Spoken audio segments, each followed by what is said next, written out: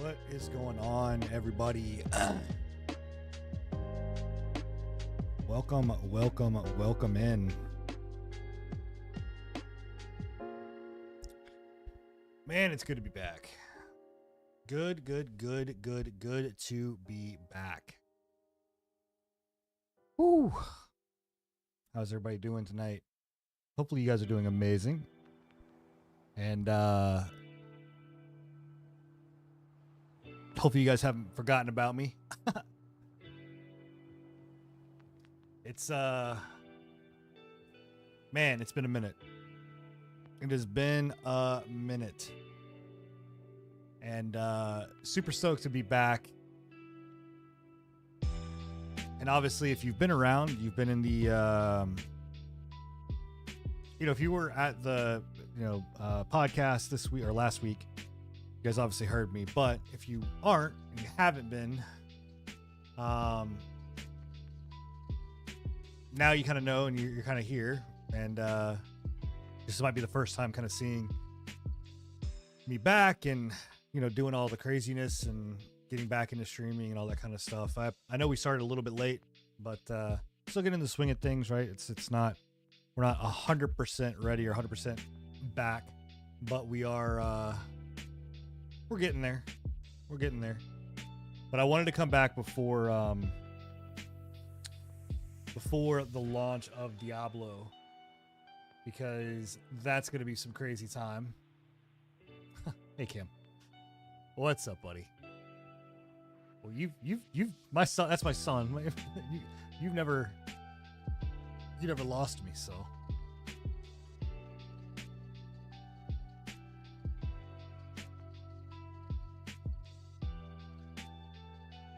And how are you doing, Kim?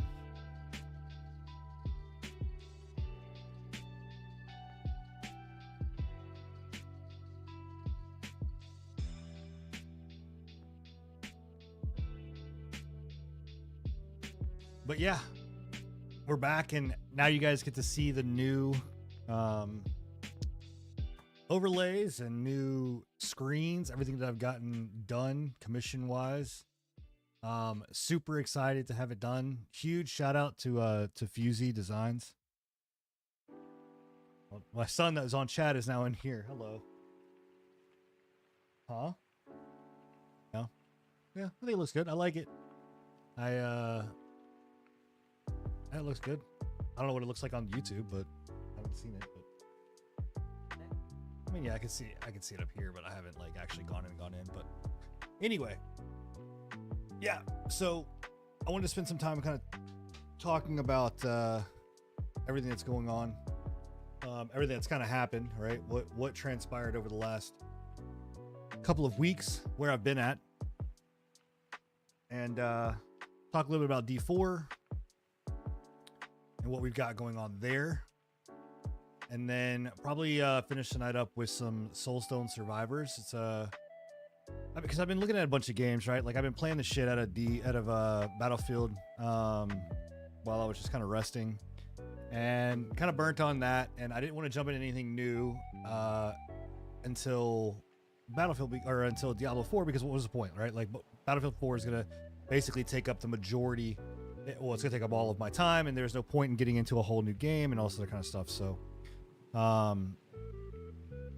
so we're gonna play a little bit of Soulstone Survivors.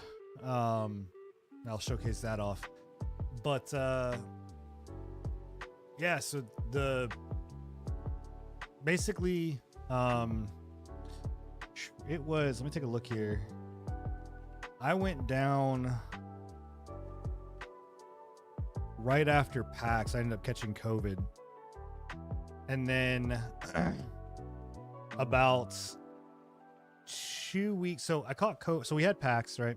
Went did that, and then caught COVID. I don't know if I caught COVID at PAX or I caught COVID after it, but at the DMV or whatever else. I think it was at the DMV, but I'm not sure. But anyway, came back, got COVID. And felt like shit. Like that was the worst COVID experience I'd ever gone through. Like it was really rough. Like that COVID experience was tough. And so went through COVID, And then I got like a really bad like cough, like I did before. And so I went ahead and went to the doctor and was like, hey, like I'm gonna go get checked out and like see what's going on and like why am I coughing, and I just want to go ahead and get it taken care of. Like I don't want to mess around with it. I'm just gonna go get it taken care of and be done, right? So went and got it some cough medicine, got some stuff, got a breathing treatment and all that kind of, you know, antibiotics, all that kind of stuff, right? Steroid, or I got steroids for it. So then a week later I end up being like, yo, this is not working. Like I'm bad. Like I'm having really bad problems breathing, all this other kind of stuff. So when I get to the urgent care, they're like, you need to immediately go to the hospital, like go to ER. So I go to the ER and they're like, oh, well, they checked me out, they do whatever a little bit. And they're like, okay, well, you've got bronchitis. You just need to go home. And I'm like, I don't have bronchitis. I can't fucking breathe. Like you guys need to do something. So I then go, they send me home, right? They give me some kind of medication. They send me home. And within about less than 6 hours to 12 hours later, it was like between 6 to 10 hours later, I'm in an ambulance on my way back up to the hospital, the same exact emergency room, because cannot breathe. Like full blown, just nothing is working. I'm using my inhaler. Nothing's working. I can feel myself like, I'm just not getting any oxygen whatsoever, right? Like it's just, and I don't know if anybody had asthma or has not gone through like that type of thing. Like there's a lot of things that are bad, right? But I'll tell you, like when you can't catch your breath and you can't breathe, that shit sucks. That is the worst. It is one of the worst feelings, bar none, out there. And it is just not fun. And it's scary, honest to God. Like it is one of the most scary things that you can go through. And so anyway, what the hell? Why did that just all of a sudden turn down? Hold on.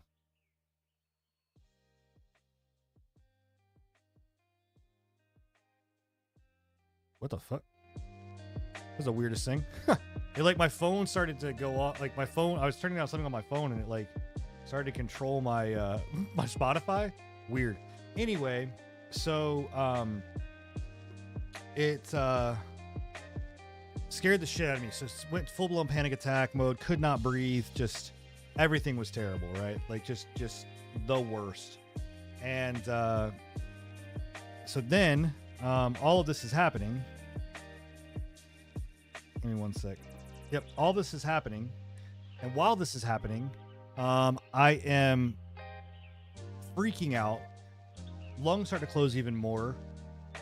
They finally get, like, I couldn't even get into the ambulance. Like, I literally had to, like, they had to, like, step me little by little into the ambulance because I just was, like, not able to breathe and just losing, like, just full-blown panic attack.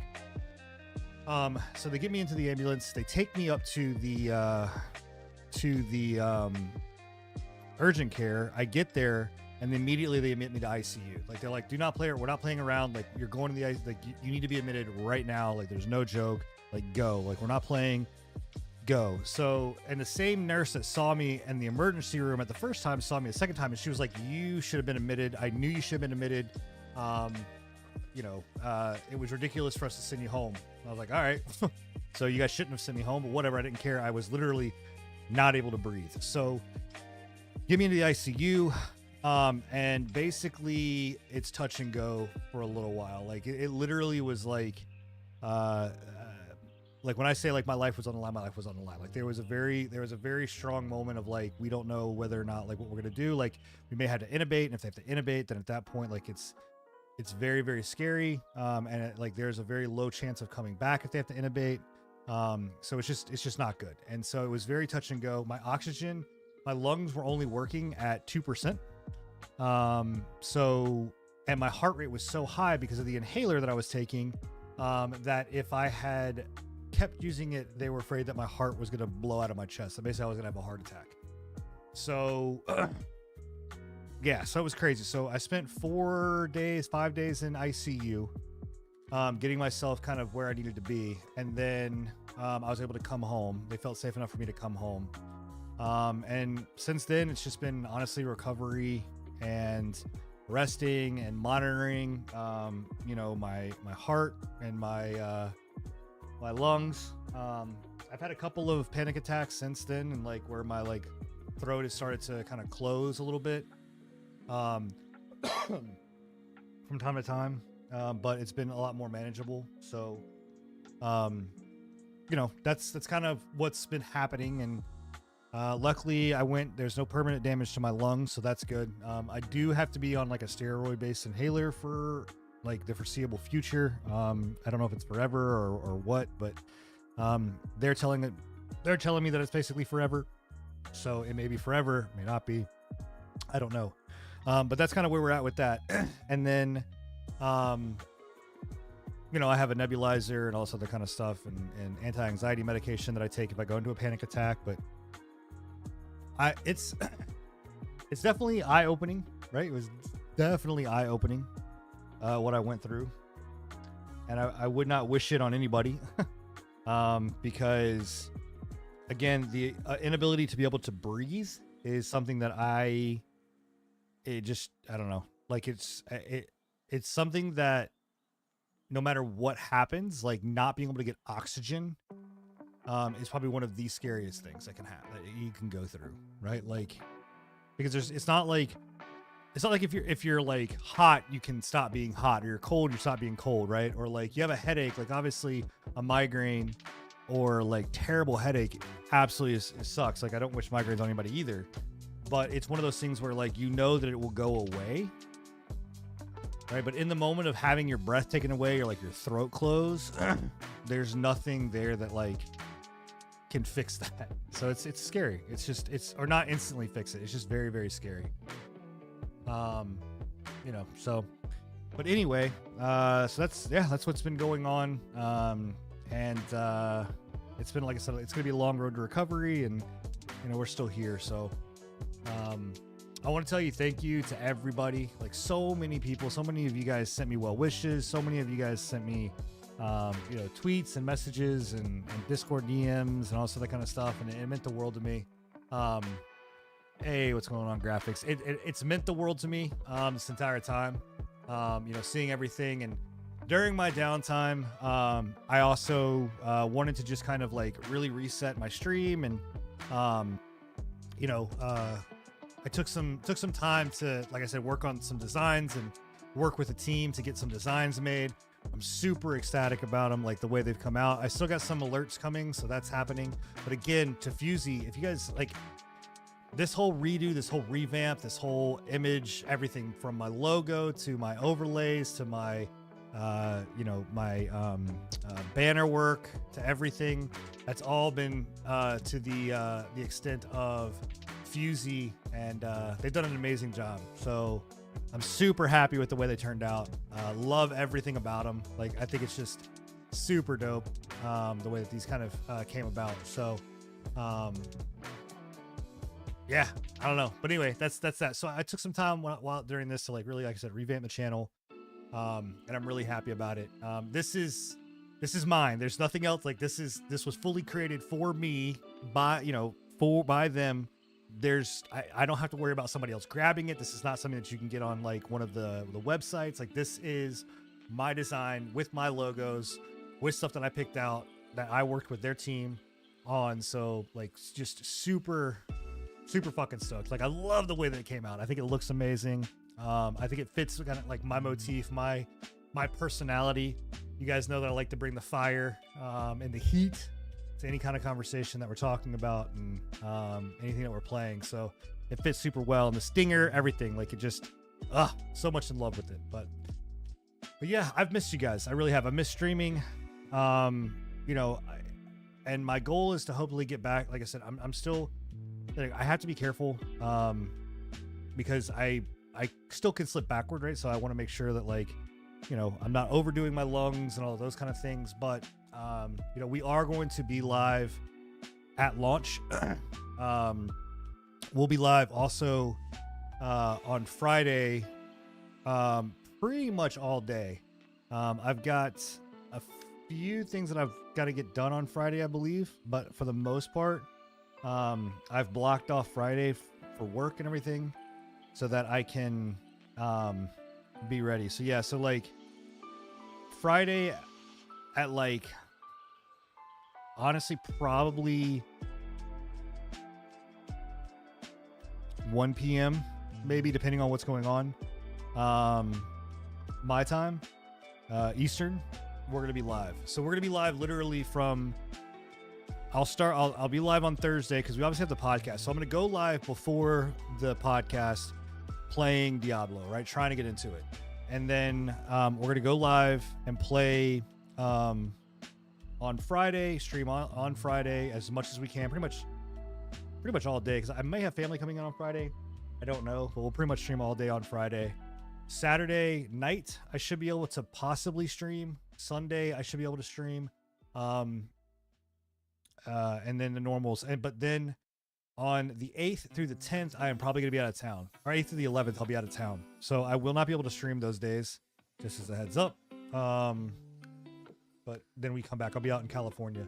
Possibly. Just depends. It depends on how my health goes. So, but anyway, so yeah, so that's what's happened. Again, I just want to tell you guys, thank you so much, like, for all of the love, all of the support, all of the care, everything that you guys have done. Like, it's been amazing. Much love to you. And it's just been awesome. So the welcome back has been great. I appreciate everybody coming and hanging out. And again, I know it's been a minute, but I wanted to kind of go through everything. So with that being said, I also want to talk about a little bit about some of the stuff that's been happening with Diablo and all of that kind of stuff, right? So if we take a look here and we look at kind of what's been going on in Diablo news, right? So like if we go here, let's look up Diablo 4, right? Because Diablo 4 obviously is there's been some controversy, right, that's been going on around with Diablo 4. So I'm gonna bring the music down to a very low rumble. So okay, I'm gonna give some of my like kind of hot take here on Diablo and this world race, right? This race to I gotta do that. Don't forget, guys, there's new drivers for Diablo, so make sure you download them if you have NVIDIA. But let's talk about this world race, right? This is dope, by the way. This is fucking crazy. This is amazing. I want this on my wall. It's been getting crazy amounts of scores. Like their scores have been nuts. Like what was it? Like I think it was like where was it at here? So 10 out of gaming trend, 10 video game, 9.5, 9.5, 9, 9, 9, 9, 9, 5 out of 5, 5 out of 5, 5 out of 5, 4. You know, I mean, this is just Metacritic's giving it an 88, OpenCritic's giving it an 89. Again, obviously this is reviewers, so we don't have any, you know, it's not in the hands of players yet. You know, outside of the ones that have already been, reviewing the game, or some of the streamers. But I think so. This is what I want to talk about, right? So, here's where I differ, right? Okay. Me and Enigma have talked about this. We're going to talk about this on the podcast as well. But I'm really like this here kind of gets under my nerves about the sentiment and bitching of fans and social media, right? And I'm going to preface this by saying Blizzard messed up in one area in my mind, which is they should have made this for season 1, right? So if you don't know what I'm talking about, okay, Blizzard basically says that the first 1,000 Diablo 4 players to hit level 100 on hardcore mode will be immortalized onto a Lilith statue, right? And immediately this news came out. When did they launch this? I want to say this was like on the... It was sometime last week. It was like Thursday or something like that, or Wednesday of last week. Yeah, I want to say it was like Wednesday of last week or something like that.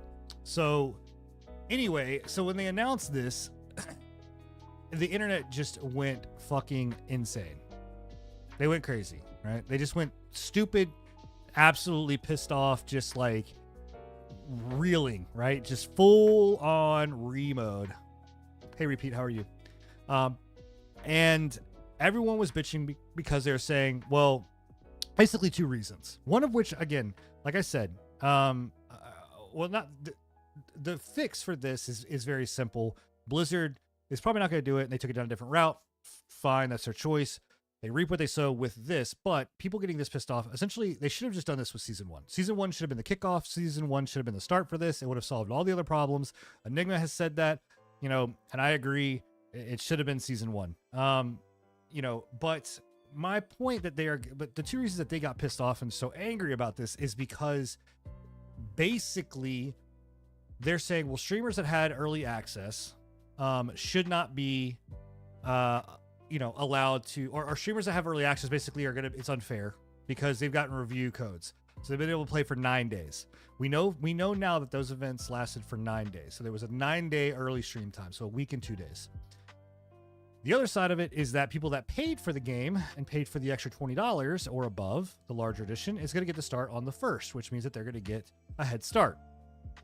So I have my take on this, right? My two opinions on this is that, one, I understand that you can see it as an advantage, you know, right? That streamers have, you know, the 9 days early access or whatever else, or the 9 days before to strategize, do whatever, right? We're talking about a handful of streamers. In my opinion, that is a perk of the job that they've gotten, that they got to do, that they got to earn, right? That they earn their way to get that, right? That they earn their way to be able to have those abilities to get into the game early, right? They work their ass off to become a top level streamer, to be able to get invited to access. Like, I'm just saying, it's like it is, you know, sure, it's an advantage, but it's an advantage that comes with the job, right? That's my point. Is like, it's an advantage that comes with the job. It's no different than an advantage that comes with anybody else's job or any perk. Like, I get all the free Corsair shit for the most part that I want, like new mice, new headsets, new stuff, like all of that. I'm literally using a mouse right now that is unavailable until later on in the month, right? Like, have early access to it. It's a perk of the job, right? It's a perk of the job. I get that there's not a contest behind this, but it's still, I'm just saying it's an advantage of my job. I worked my way up here to be able to get that. So I'm just saying that people that are complaining that much about it, like, just understand that that is a perk, right? And that not everything has to be fair, regardless whether it's a race or whatever else. To further that point, people that are the other side of it, where they're saying, oh, well, this is not fair because it's pay to win, because you're giving, you know, the people that paid the extra $20, you know, 5 days ahead of time access to the game. Which, if you think about it, right, let's think about this. 5 days ahead of time, that means that streamers got only 4 more days, right, than what the reviewers only got 4 more days than what we're getting. So 5 days ahead of time to be able to do this. It's, again, the pay $20, like pay everybody has the ability to pay the $20 if they want. And if you're telling me like you don't have the ability to pay $20 because of your job, I get it, or income, I get it, right?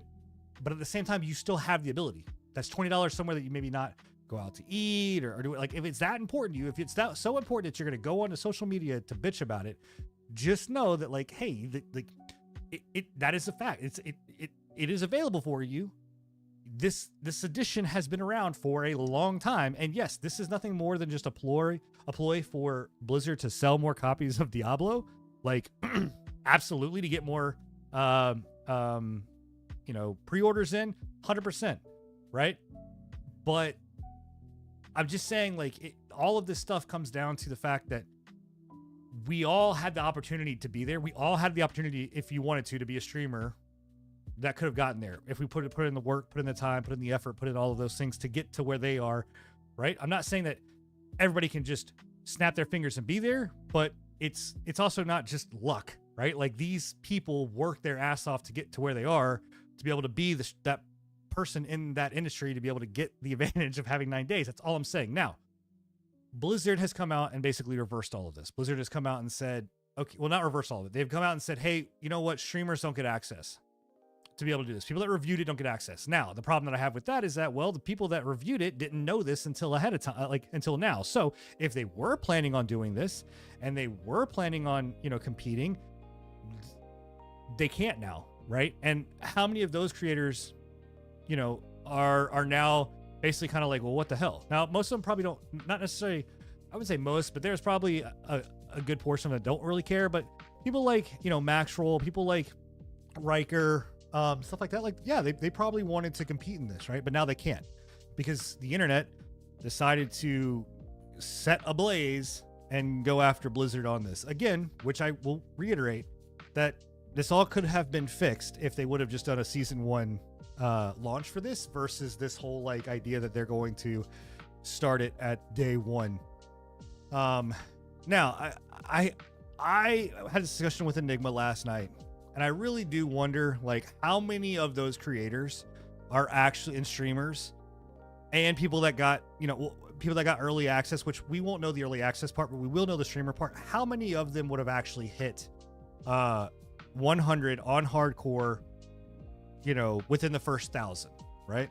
I want to see those numbers, because those numbers will prove as to whether or not the bitching is correct or not. Now, I'm not including like Max Roll, because those guys, that is their literal job, and that would be expected regardless of whether they did this season 1 or not season 1. It's expected they were going to be within that 1,000, right?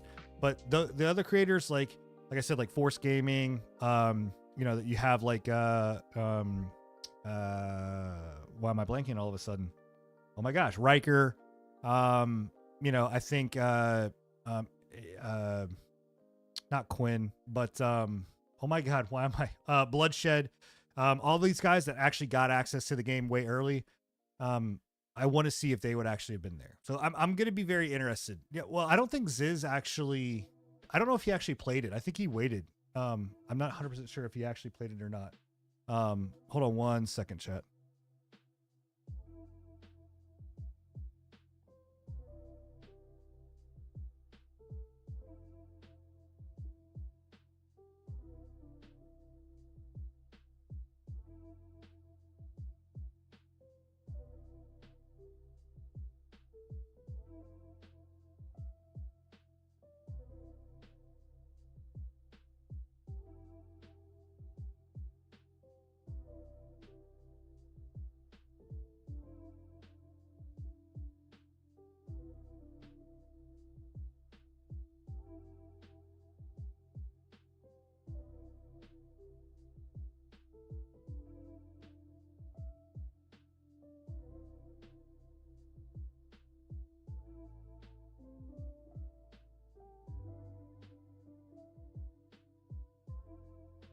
Okay, I'm back. I don't know if Caesarian is going to compete or not. But I don't know. I'm interested to see what those numbers are. I think people are blowing this out of proportion. I think that this is absolutely ridiculous.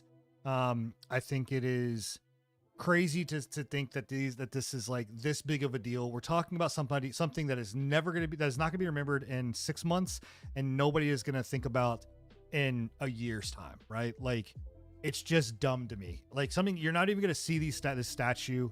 Maybe they'll put it somewhere in Blizzard's headquarters, but really it's dumb. I just think it's stupid. And if I was Blizzard, I wouldn't even give in. I would just be like, no, like, you guys can reel all you want. I don't care. I'm not giving in. This is a marketing ploy. It's some marketing team that doesn't understand any of this stuff.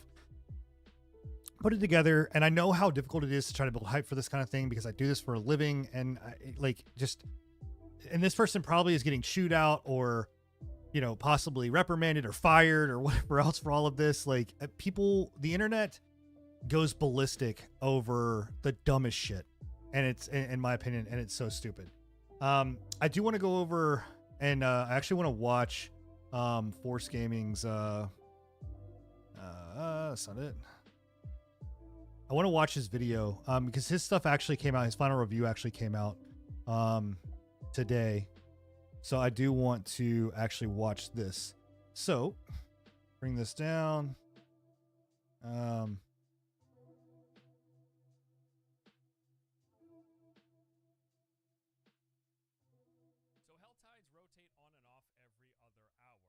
All right.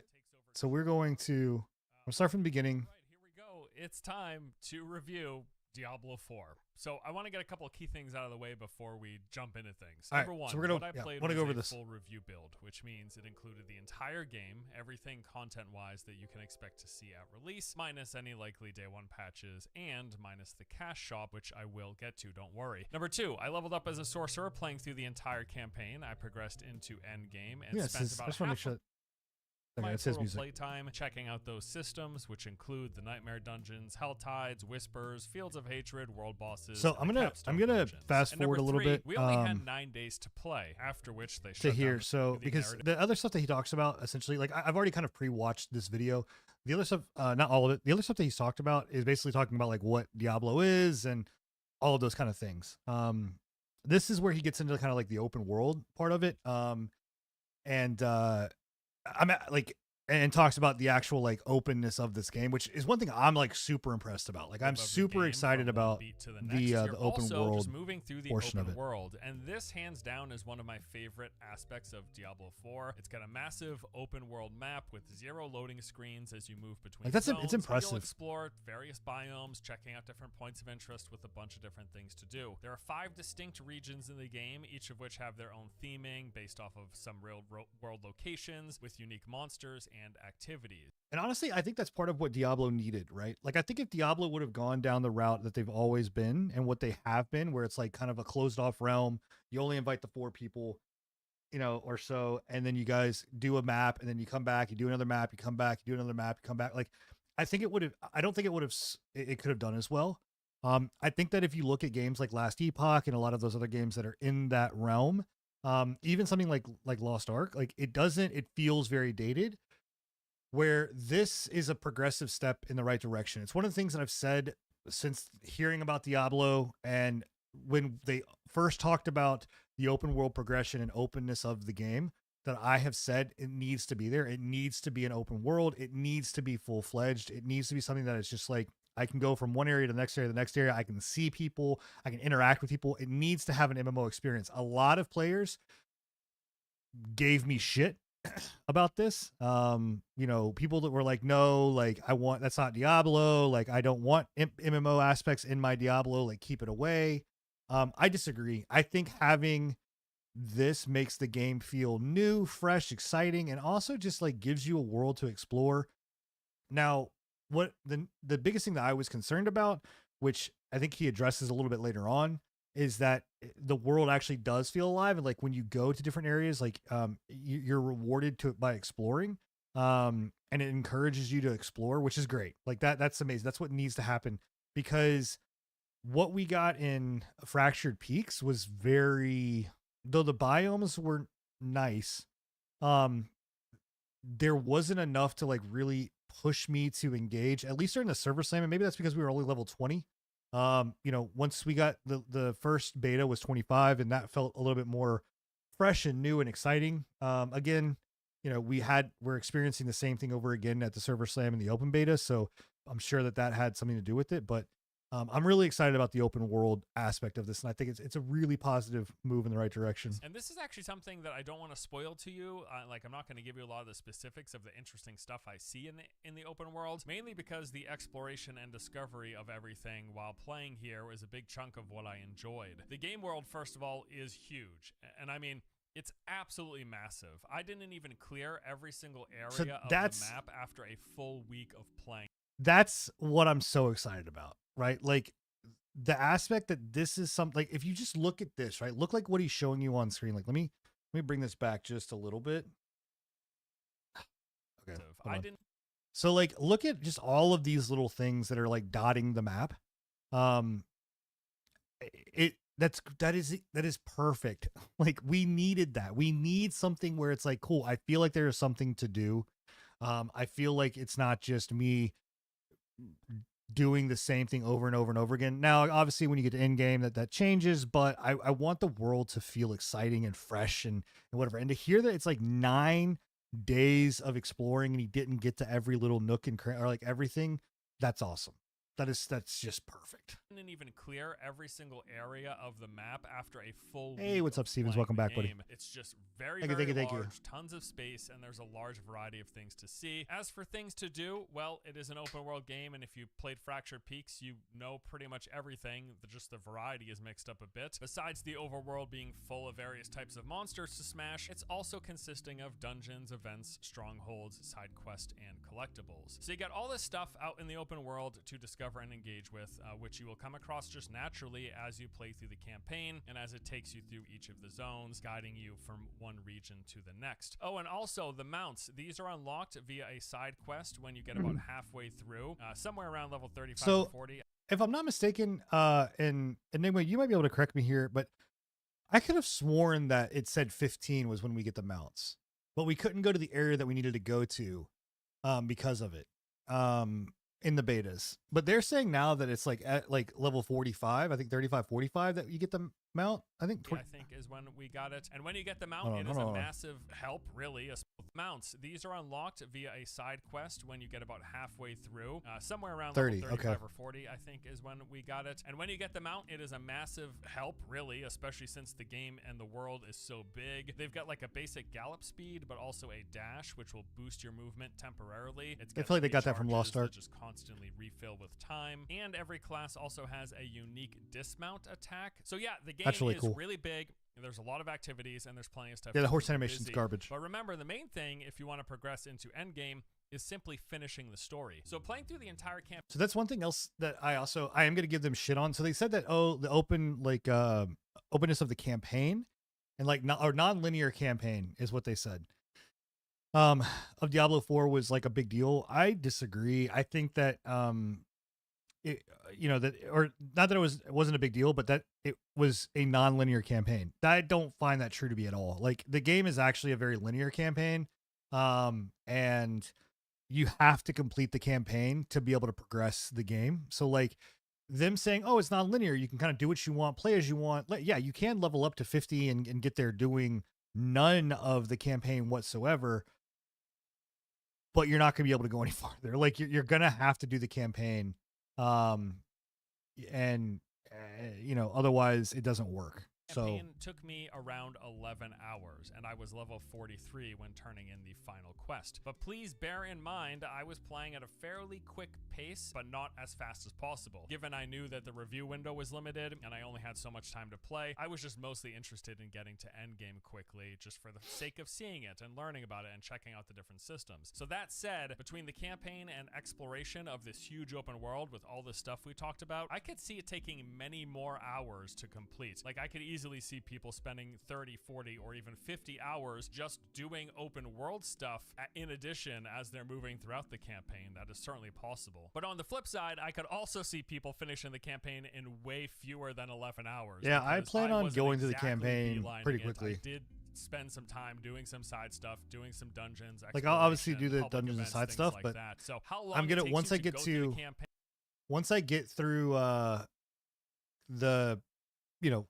basically I'm just going to progress through the campaign. Like once I get to the campaign, then I'll come back, do the explorations, open all the shit up, do all that kind of stuff, because in my mind, you need to get to the campaign. Like the campaign is like numero uno that needs to get done, get it checked off the list, and then move on to the actual content that really matters, which is the in-game content, exploration, side events, world events, all that kind of stuff. And it's not fair to compare True Blood, Stormblood, and Final Fantasy to this. Final Fantasy is a story-based game. This is not. This is not a story-based game. It's totally just going to depend on your play style, because the campaign is weaved into the open world, and as we touched on, there is a lot to the open world. I mean, honestly, you could play for 100+ hours before you finish the campaign if you're just also doing all the open world stuff as you move through. Which I think is also good. I don't think there's anything wrong with that. I think it's good to have as ARPG and MMO like have it feel like you can do whatever you want and play it how you want. The real game begins, right? So the first system that you're introduced to is the Tree of Whispers. On its face, it's pretty straightforward.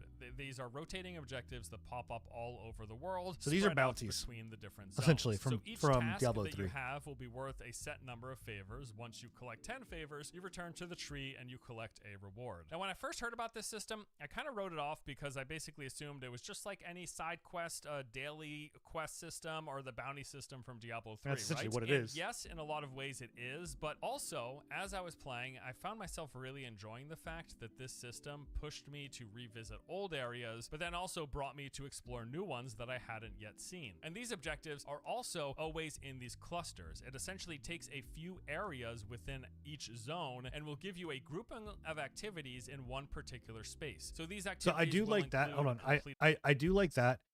Like if we go back, so like basically what he's saying is that you have the trees of the damned, I think is what it's called. And basically instead of like how in Diablo 2 or Diablo 3, it would put you all over the map. Like it would just put you all over the place, all the different acts. Like in here, it's basically saying, hey, no, they're all going to be centrally located around here, right? Our Tree of Whispers. They're all going to be centrally located around here.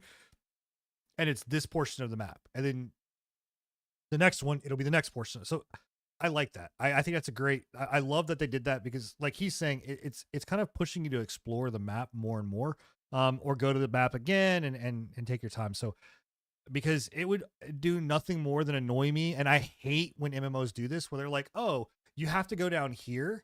And then we're going to launch you all. The other part of the mission's way up here. And then the next part of the mission's way down here. It's like, it's the stupidest fucking thing ever. Like you like you're making me teleport and waste time. Whereas this, they're like, no, we're going to put everything in a centralized location for this portion of, you know, or for this quest for Tree of Whispers. a grouping of activities. Yeah, I downloaded in mine one today as well. particular space. It's So these preloaded. activities will include completing a dungeon, clearing a cellar, killing a variety of enemies. Can in you guys the hear it area, okay? Turning in It's not these too loud, right? collectibles, and then finishing one of those open world events that we discussed. So while the exact activities are constantly changing, their locations and which ones are available are rotating on a regular basis, and there will be multiple clusters up at any given time, the general structure of each grouping of the Tree of Whisper quest is what I just listed. And Well, I would say the WoW is not good at dailies. So for example, if you clear a cellar, it's worth 1 favor, but if you do a dungeon, it's worth 5, and you just have to reach 10 before you can go collect your reward from the tree. And this was a great way to fill up low-level pieces. It was a great way to level up and get experience. It was a great way to see more of the world. Overall, even though it is just like a daily quest system, just like a bounty system, because the world is so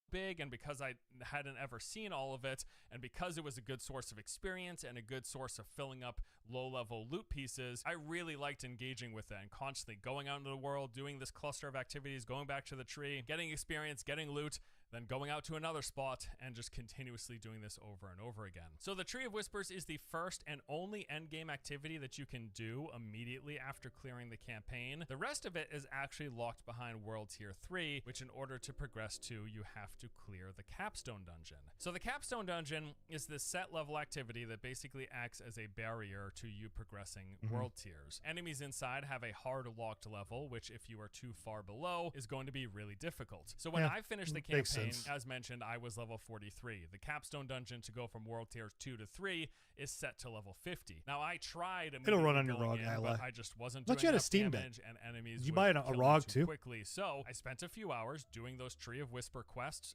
leveling up, gearing up, and then once I got to level 50, I jumped back into the Capstone. And I'm going to be honest with you, I think this thing has been a bit oversold in the past as being some massive challenge. Yeah, In I don't think it reality, is. It's just like a slightly longer than normal dungeon run. I mean, there are some cool enemies inside that you fight, but for the most part, it is really straightforward. It's because It it's just not meant acts to as, be like, a big ass level or a fucking thing. gear check. I Yeah, mean, don't get that's- me wrong, it was like somewhat difficult at times, but there really weren't any interesting surprises or real new mechanics that I noticed compared to any other dungeon run in the game. No, it's not supposed to be. Just This kinda is just some, a gear tough check. It's literally just to say, groupings hey, of is your enemies gear at high enough to go to times. the Although next the level? boss fight was really cool, like a lot of the other boss fights in Diablo 4. I really enjoyed it. I'll definitely give them that. Speaking of which, I know I haven't really discussed boss fights thus far. For one, we're not going to be revealing them for spoiler's sake, like the names of the campaign bosses. But I will tell you this much. The big ones that are in the campaign, as well as the boss in the Capstone Dungeon, I thought they were pretty good, really interesting, both in the boss design I like and the boss mechanic dungeons, design or the boss departments. I just thought bosses. I many thought of the ones these we got to play were interesting, cool encounters different, that and I liked them. Okay, I mean, so it was once nice you to have finish the something World other Tier than 2 just Capstone going and trying to Dungeon, blow you something then up. unlock access to World Tier 3,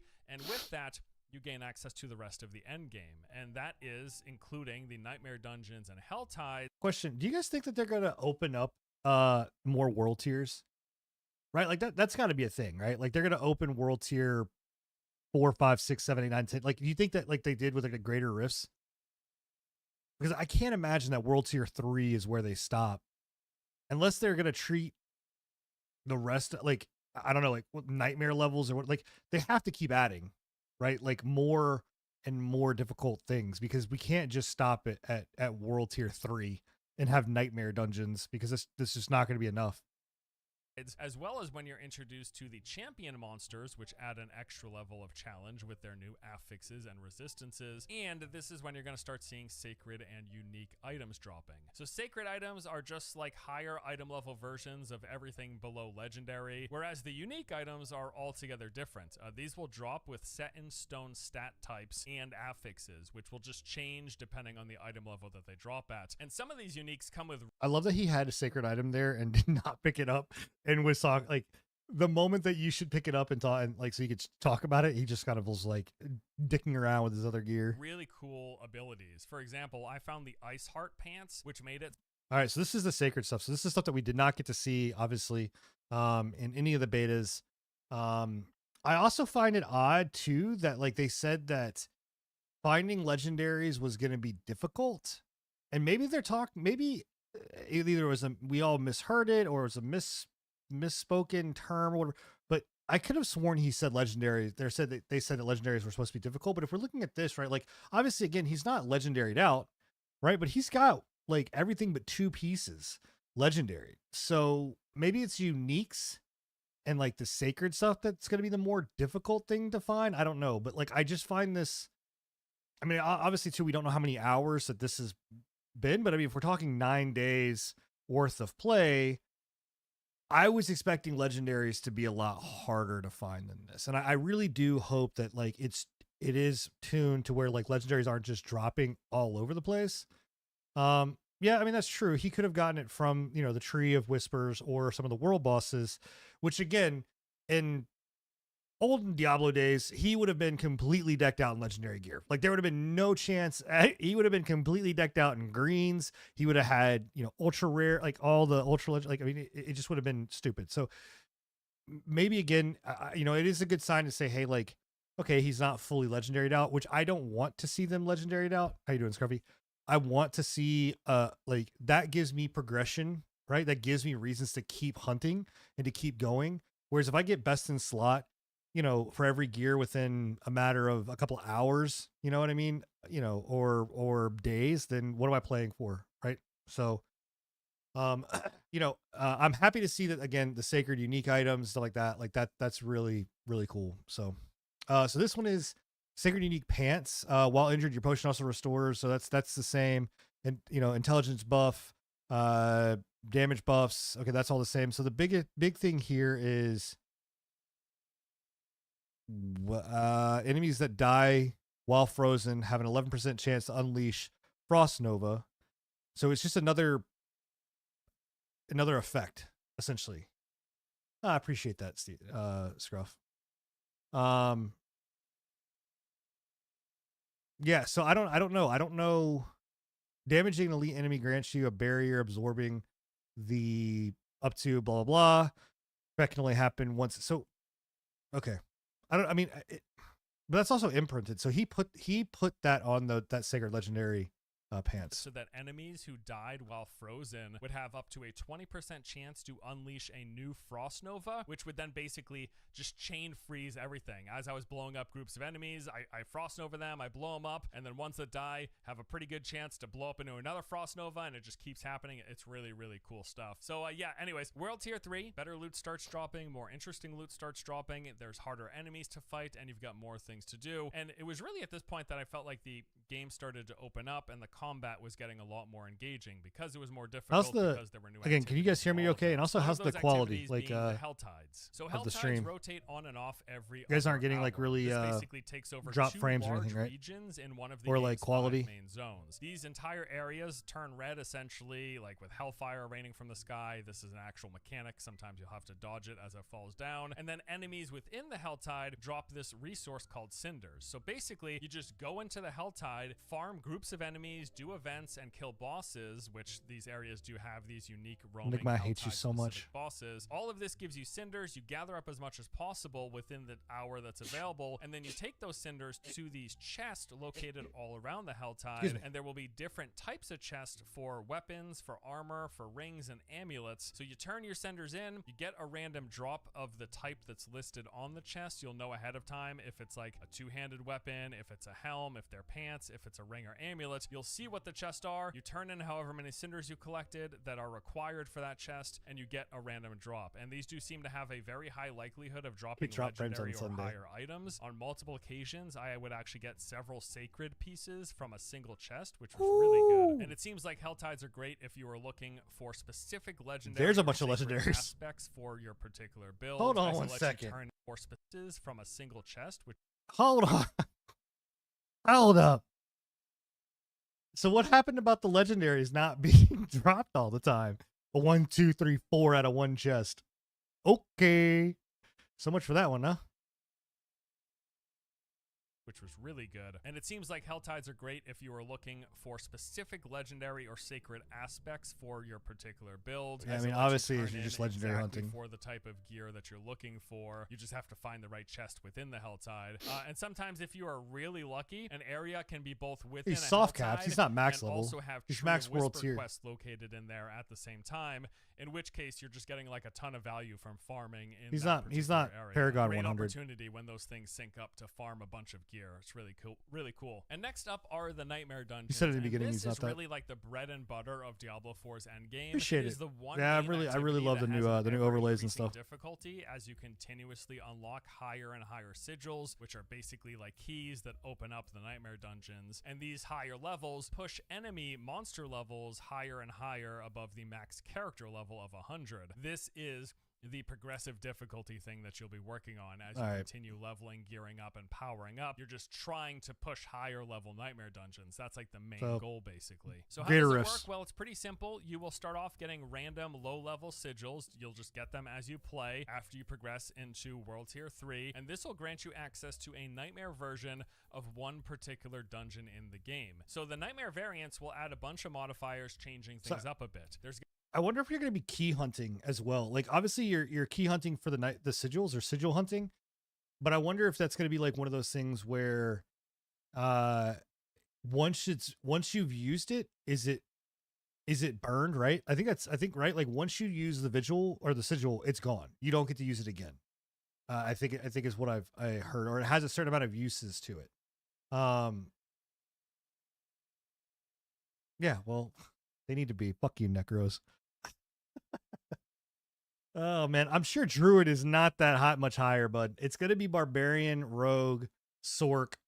And actually I would say that I bet it is probably Rogue, Barb, then Sork, Druid, Necro. No way Druid is second. I call bullshit on that. It's going to be some sort of buff for your character, like sometimes it'll increase. But anyway, what I was saying is that like obviously you're gonna be sigil hunting, which I also wonder like if that's gonna open up people to be partying, which is I think it's good. Like I think that it's good to say like, you know, sigil, this sigil, I need this sigil, right? And so you're having sigil parties group up. I think it's great. Of damage or increase your attack speed. It'll increase your resistances, making you more tanky. But then also there are going to be more enhancements for the enemies, making them tougher, making them deal more damage, even in a lot of cases making them explode when they die or leave pools of damage on the ground. But the most interesting thing is that these will also sometimes add an additional dungeon mechanic. So this includes something like the drifting shade, where you'll get this little shade that chases the player, exploding when it reaches them. This will deal damage, but but then also create a field on the ground that dazes if you walk into it. Or there's this rock pillar that will follow closely behind you the entire time, pulsating damage whenever it gets close. Sometimes there are ones that will have lightning strikes periodically come down, and you have to get under this floating artifact in order What do to they know? They take don't know shit. damage. Or there are ones that will have portals open up and constantly streaming in new monsters. The main point of doing The these two nightmare classes that I was going dungeons to play is are to, high up, so I'm happy beyond about it. dropping loot at the end of them, to upgrade the glyphs for your Paragon board, which brings us to the Paragon board. Upon reaching level 50, you stop gaining new skill points and start progressing the Paragon board. So for every level, you unlock 4 new Paragon points to spend on your board. I think This Druid's going to be board one of the is most played basically an classes, additional period. layer of character power progression outside of gear. So you begin with your class's starter board. This is set, locked in place, and you start at the bottom and work your way up. There will be a bunch of normal nodes that will add minimal increases to things like strength, intelligence, willpower. I love what they've done here with dexterity. this. Then I think this is such a magic good nodes idea. that provide stronger boosts to various different stat types. There are then rare nodes that provide even more powerful boost, and legendary nodes, and these basically act They brought like Rogue additional down pieces to of gear fucking. as They reward must have what nerfed the amounts to shit out of something Rogue. equivalent to a legendary aspect. And then also dotted all throughout these boards are these empty glyph slots. You're gonna play, glyphs are gonna drop, and these things provide pretty big modifiers and enhance. Is that based off of? Yeah, we'll watch it. Is that based off of? I'm assuming PVE, right? Like the world, like it's not PvP. I would assume that nobody probably did a tier list yet for PvP. Because I would almost guarantee you that you're crashing. Oh, bye. I thought you said you're crashing by the way. I was like, wait, what the fuck? I bet you that it is PvP was open. I don't know if that many people did it. See you, Scruff. Have a good night, man. Enhancements basically to any of the nodes. But I bet you within the Rogue range of the glyph. So depending on the glyphs that you have, I would you'll say have different glyphs that Rogue. do different things, and if you find ones that are good for your build, I would you'll almost say slot them Necro. I into almost one of would the reverse empty that glyph list nodes on the Paragon as far as board, who and would they're be gonna strong. provide Maybe a really good bump boost Druid to up all of the in nodes that surround them. in And these are PvP. really strong enhancements. As mentioned, they can be further powered up by running those nightmare dungeons. So once you get a glyph that you really like and that's good for your build, odds are you're gonna want. These are essentially gyms. So we're no longer. I don't know, man. Maybe. I don't know. But anyway, we're no longer gonna be leveling up stones or gems. We're leveling up our glyphs, essentially. Want to spend some time farming the nightmare dungeons specifically to level up the glyph. In a lot of ways, it's pretty similar to what running rifts was in Diablo 3, which you were doing to level up gems. You're running nightmare dungeons in Diablo 4 to level up Paragon glyphs. All right, so a couple more endgame things we're going to touch on. First up, the world bosses. If you fought the world boss in Diablo 4's open beta, you know exactly what to expect with these. The boss will periodically spawn. Bro, is this into the dude game. soloing? You're gonna get a 30-minute warning before they show up. You go to the area, fight the boss, and collect the loot. So in the open Is this dude beta, we soloing fought Ashava? the Pestilent. In the review build, I fought Ashava the Pestilent. And that was it. In all my time playing, I actually saw the world boss spawn 3 times, and every time, because I was unlucky, it was Ashava. Now, at the very least, there was some variety here for me because Ashava was located in other spawn locations. There will be set, essentially, boss arenas located around the map. So I fought Ashava, not in the Fractured Peaks at least, but I just kept fighting Ashava. I didn't see anyone else. Fortunately, Liam was playing as well and fought the other bosses, so we know what they do. First up, there is Avarice the Gold Cursed. He's got various melee attacks, slams, and AoEs. He would stomp on the ground and puke, which you would have to dodge. Occasionally, then, he would teleport away and slam in when he teleports back into the arena. And then also, he would form up these statues that occasionally would burst into these golden AoE pools. This boss was actually pretty straightforward and seems to be the least interesting of the world bosses in the game. And then we're falling apart, bro. Stevens, you're gonna outlive us all. When he shows up, he's got this sound wave attack in which he would push it out and then summon it back towards him, damaging anything in this path. Would also summon up these large tornadoes that would spin around the arena. He had this charge up beam attack, which he would shoot out of both hands while spinning around. This was really cool looking, honestly. Dude, all of this just... Yo, what is the over-under on this being the one that's going to wipe everybody? Right, I don't think Greed, or whatever his name is going to be the tough one. I think Wandering Death is going to be the one that's going to fucking kick everyone's ass. Because there are so many AoEs. There are so many things that you've got to like watch out for, and people are going to get fucking wrecked by them. Ashava was tough. Like, don't get me wrong, but obviously too, Ashava was like way overtuned for what we are, at least in the last one. The first betas, the open betas, I don't think it was a big deal. But the second beta, because we were 5 levels below, like that one was tough. This Wandering Death is gonna literally, I think, cause a shit ton of problems for people. Got progressively more intense to the point Like, where look at this. There's no way people are gonna know how to do this mechanic. Attacks, which I thought was really cool looking. And that is actually okay. Ashava, Avarice, and Wandering Death, as far as we know, are the only 3 world bosses that are in the game at release. So this is a bit of a disappointment here. One of the handful of disappointments I have. Actually, they are, from what's been data mined, there's actually like 9 total world bosses that we're supposed to be able to see throughout our time, whether that comes via before season 1 or not. It's like this, and then there's those 3: Ashava, Greed. I'm gonna call him Greed. I know his name is Greed, but Greed, and then Wandering Death, and then there were supposed to be 6 others that were also supposed to be there or show up. Now, whether those are going to be like world bosses, or they're going to be random dungeon boss encounters that show up, there's 9 total that have been data mined.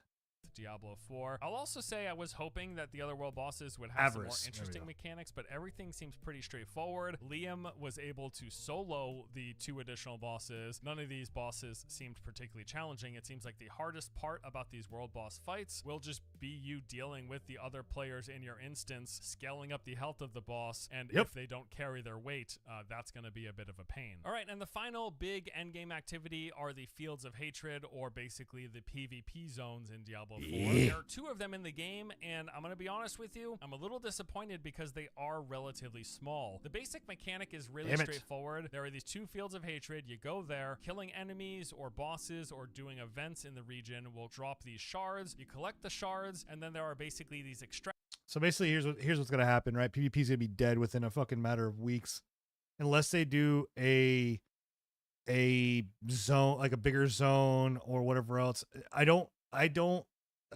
wish they would have not done something small like this, because I think that things like the Dark Zone, like that were in the Division and stuff like that, it just doesn't work, right? I don't get it. I think that this should have been like either a bigger area, right, or an area of the world that like you go to that is like a section off that's a lot larger, right? Like if you have such a big map, give a huge section of this map the ability of people that want to PvP. You know what I mean? In the open world, and make the rewards really awesome. Now, again, we haven't finished. He may, go in depth about how the rewards are great or whatever else, but I just don't. I wish that hearing that it's small really is upsetting. I was really wanting it more, and I also was hoping, and maybe they'll do it later, that they do an arena. extraction points. There's like 3 or 4 of them in each one of the PvP zones. They're located on the corners of the map. You go to the extraction point, dump your shards, and then after some 45-second timer, the shards turn into red dust, and then you're able to use that red dust as a currency for vendors that sell cosmetics and gear. There's like a gambling vendor version of the PvP currency. So that's the basic system. And then of course PvP happens within here. Unfortunately, during the review build, there wasn't a lot of PvP that took place, so I am reserving final judgment. I mean, obviously the fact that I didn't actually get to... Did you see that? Holy shit. But well, also too, he's level 77. This guy deserves to get smoked. He's level 62 and a level 77. If that wasn't the case, then yeah, a lot of PvP. He gets blown up. Hold on, I want to bring this down to like, hold on, that's not what I want. At like just way slower speed. That took place, so I Hold am on. reserving Boom, dude, just gets blown up. Jesus Christ. By what looks like, I think, a warrior, right? Final or judgment. barb. I Yeah, mean, it's a obviously barb. the fact that I didn't actually get to experience PvP took away from the experience, but I'm also just surprised by how really small these zones are. It just feels like they might get really boring because they're just such pretty tiny arenas. They're very tiny spots, but whatever. Which, I I'm mean, reserving they Final have to Judgment until be. full release. They do where have to ideally we be get to see small these in a way things in full because swing it's with got to tons be of like you other got to people, engage and people. everyone's getting one shot, right? With all that said, here is the basic end game loop and what you're doing and why. You're gonna probably want to do the world boss and that Gathering Legion big open world event whenever they happen to pop up. You should also most likely do Hell Tides whenever they pop up if you are looking to farm specific slots, legendary aspects, or trying to get sacred items in those particular slots. Hell Tides are great for that. You will be fairly regularly wanting to farm Nightmare Dungeons in order to level up those glyphs for your Paragon board, and you're going to want to do Tree of Whispers if you're looking to level up because they're great for experience, as well as filling specific low item level gear slots, and you'll do PvP. You think we're gonna get the probably Heragic just Cube? for the fun of it. And that is the loop that I found myself doing. I would, when I felt like leveling up, I would do Tree of Whispers, or if I just wanted to explore and fill up empty low-level gear slots, I would do Tree of Whispers. Whenever I saw the World Boss or Gathering Legion, I would go do that. When Helltide was up, I would go do that, and I would just then, when Helltide or the World Boss / Legion event wasn't up, I would rotate between Tree of Whisper farming, Nightmare Dungeon farming, and going into the PvP zone, and as I just said, seeing nobody, unfortunately. So one big I mean, there was omission only like from the what, review maybe build like was 50 the people. shop. They didn't have the shop in the game, but they did send us press kits that had screenshots as well as some B-roll of what the shop will look like, with what they are saying is the exact prices they plan to launch the shop with. So how does it look? Well, the premium paid currency that you can buy ranges. All right, so what do we have? So a $2 all the way up to wait. That's got to be. Hold on. Why would they go? That's got to be fucking like a placeholder that and in the wrong spot. Like, why the fuck would you wait? No, go forward. What the hell? Oh no. Here we go. Why would you go and hello? All right, why would you go and put this here? Oh, you can't see it, but right over here is 800. So it's like 200 is right here is the first one. This is 200 for $2. Then it's $5 for 500. Then it's $9 or $10 for 1,000. $25 for 2,800. $40 to $50 for 5,700.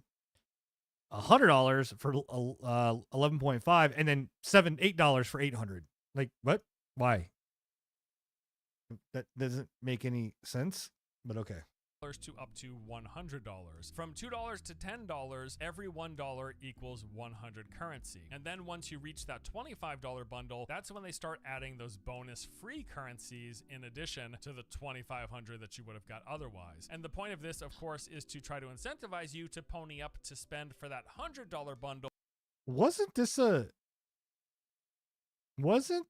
a outfit from D2? Or D3? I swear to God, I've seen this outfit before. As that is the one that gives the greatest amount of free currency, or the best. Like that looks like the one of the outfits from the unique outfits or set pieces from D3. Value, as it is often called in these cash shops. So the the Necro. cosmetics that we saw ranged in price from It's like crap. $13 for this Dress to Kill Rogue set, all the way up to $28 for the Wraith Lord Necro set, and $28 appears to be the highest, most expensive cosmetic set that I saw 25 in bucks. at least what they showed us. And there's everything in between, a mix of variety of combinations with different cosmetic I'm okay with slots. that. Some of them will even include things like emotes and markings for your character. And then there was also Sure. this thing called an add-on that you can purchase. One that we saw was the Crypt Hunter add-on. Add-on, what is this? So you get 800, so it's eight. So you get basically get $8 worth of currency. This spade fulfills the role of both an implement of death and a means to dispose of a body. What is this? What? Which would give you a mount skin, a couple of cosmetics, and then 800 platinum. Okay, they're and that cosmetics. costs All right. So are these like, I guess, are these just like things for your horse? $20. The horse armor? So, I mean, looking at this, it's pretty much everything that I expected. It's like a regular old cash shop. It doesn't really seem all that surprising. We knew this was going to be That was in not the bad. game. It's, you know, seeing $28 bundles in a game that's $70 at its cheapest, and one that's What did you also going to be expect? selling a season pass in mid-July, so like a month and a half after release. It's a lot of layers of monetization. But, It's normal. we knew this was coming. Here's the thing: if anybody thinks anymore that there is not going to be either a season pass or battle pass or whatever else, and on top of that, that you're not going to start seeing like cosmetics because they know it sells. Like, absolutely, I would say here's my thing, and I could tell by his body language, by the way the Force is talking, like he's not happy about this, and I understand people aren't happy about it. But guys, guess what? If it's a situation where the game is $70, they want to sell a fucking $10 battle pass, and then they want to sell $25 cosmetics, and that keeps pay to win aspects out of the game, fucking let them do it. I don't give a shit, right? Like, I'm sure that I will spend some money on some of the cosmetics because I think they're gonna look dope, right? Like, cool, no big deal, right? Like, it is what it is. But like, if you're gonna sit there and you're gonna be like, oh my god, like the game is already $70 and then I have to, and then if I want to do the battle pass, I have to spend $10 on the battle pass. No, you don't. You can do the free version of battle pass.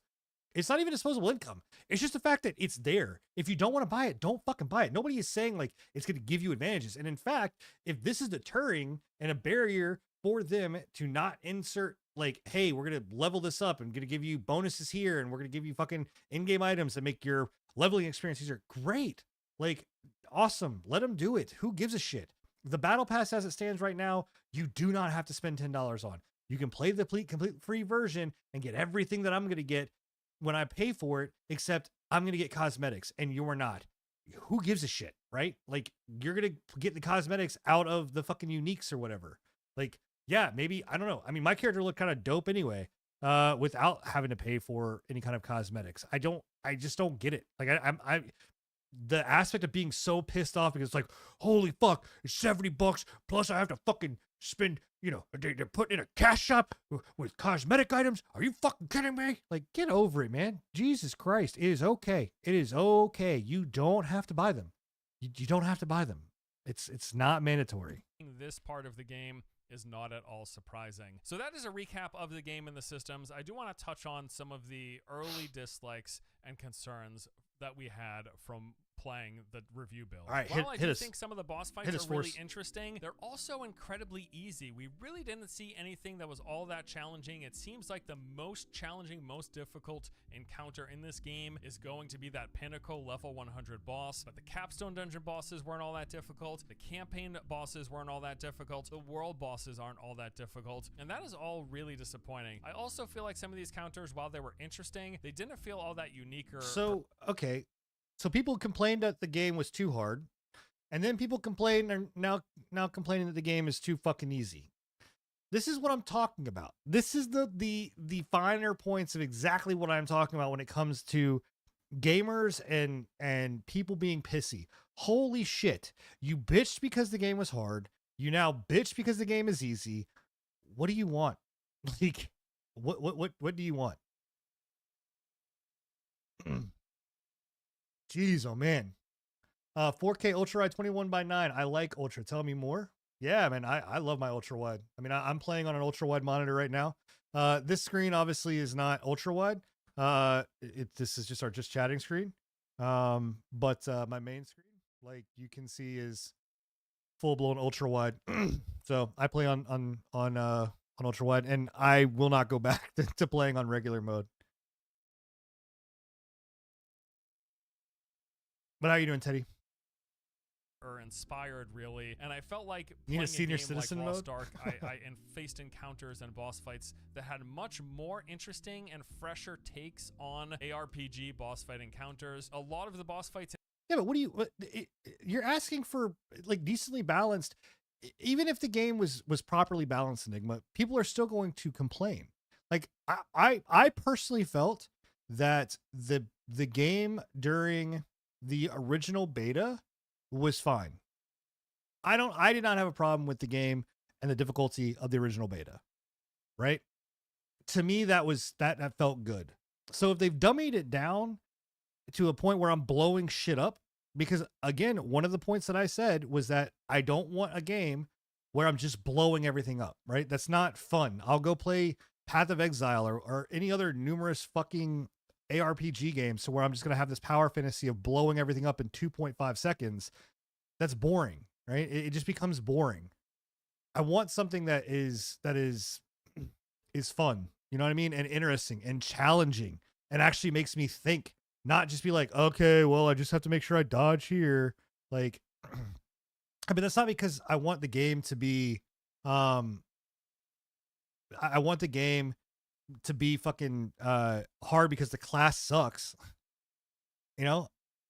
So in this game just kind of felt like variations of the bosses that I fought in Diablo 3, and I feel like that is a bit of a shame. I feel like Blizzard should have taken more risks, and that's probably one of my world biggest race critiques about Diablo 4 in general. I really like the core of what is here. It is super I mean, confident, if it is fun super to play, easy, and I plan to play it, but I feel like they played it very, very, very safe, and they didn't take a lot of chances when it comes to mechanics and see, I think that they're wrong. I think he's wrong here. I think they did take chances originally, and because people complained and people got all pissy and they got all butthurt because it wasn't their fucking original Diablo and it wasn't what they got and everything wasn't so like over the top where I could blow everything up and the maps were like what they wanted. I literally think that Rod Ferguson and all them got nitpicked to death. I swear to God, they got nitpicked to death.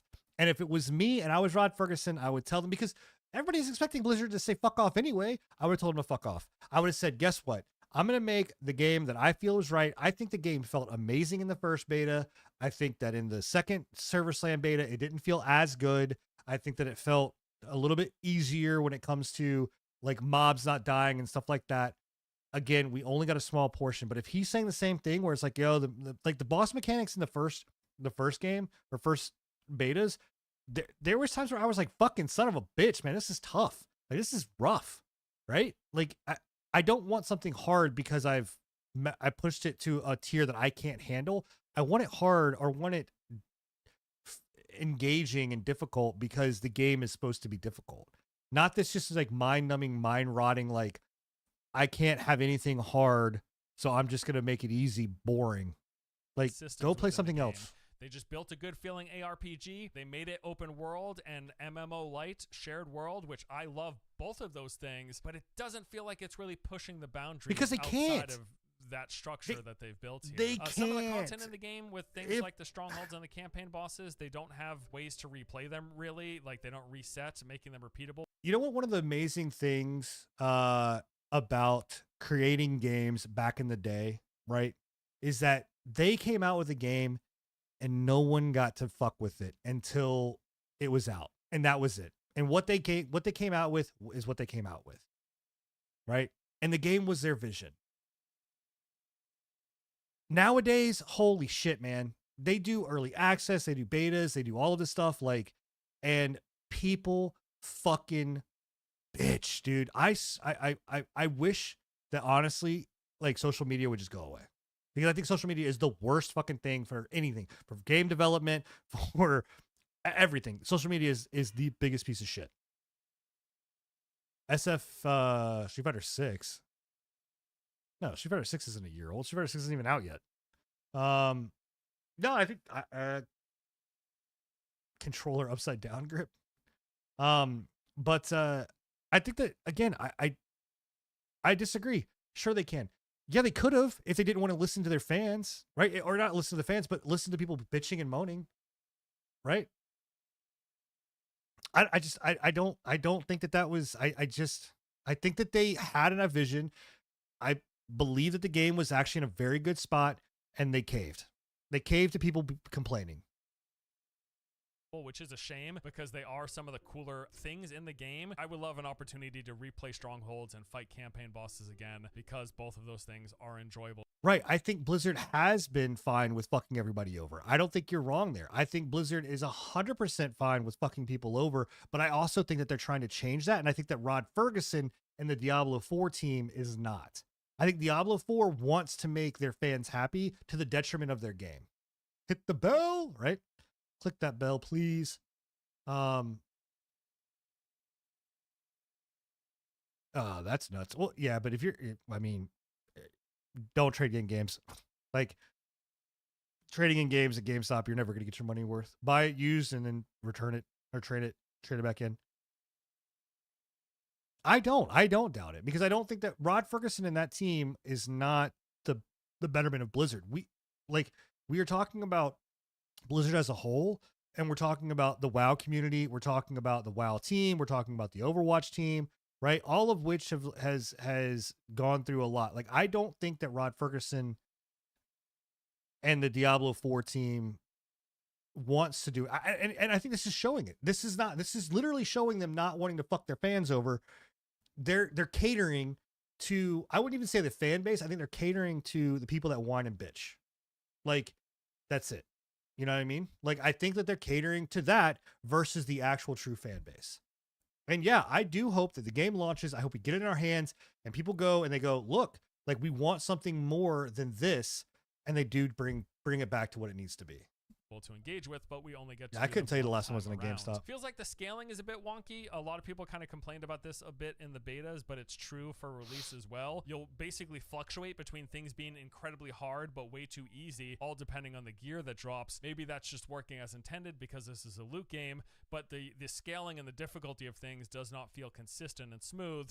It feels like you hit these hard walls and then all of a sudden everything's way too easy. And that.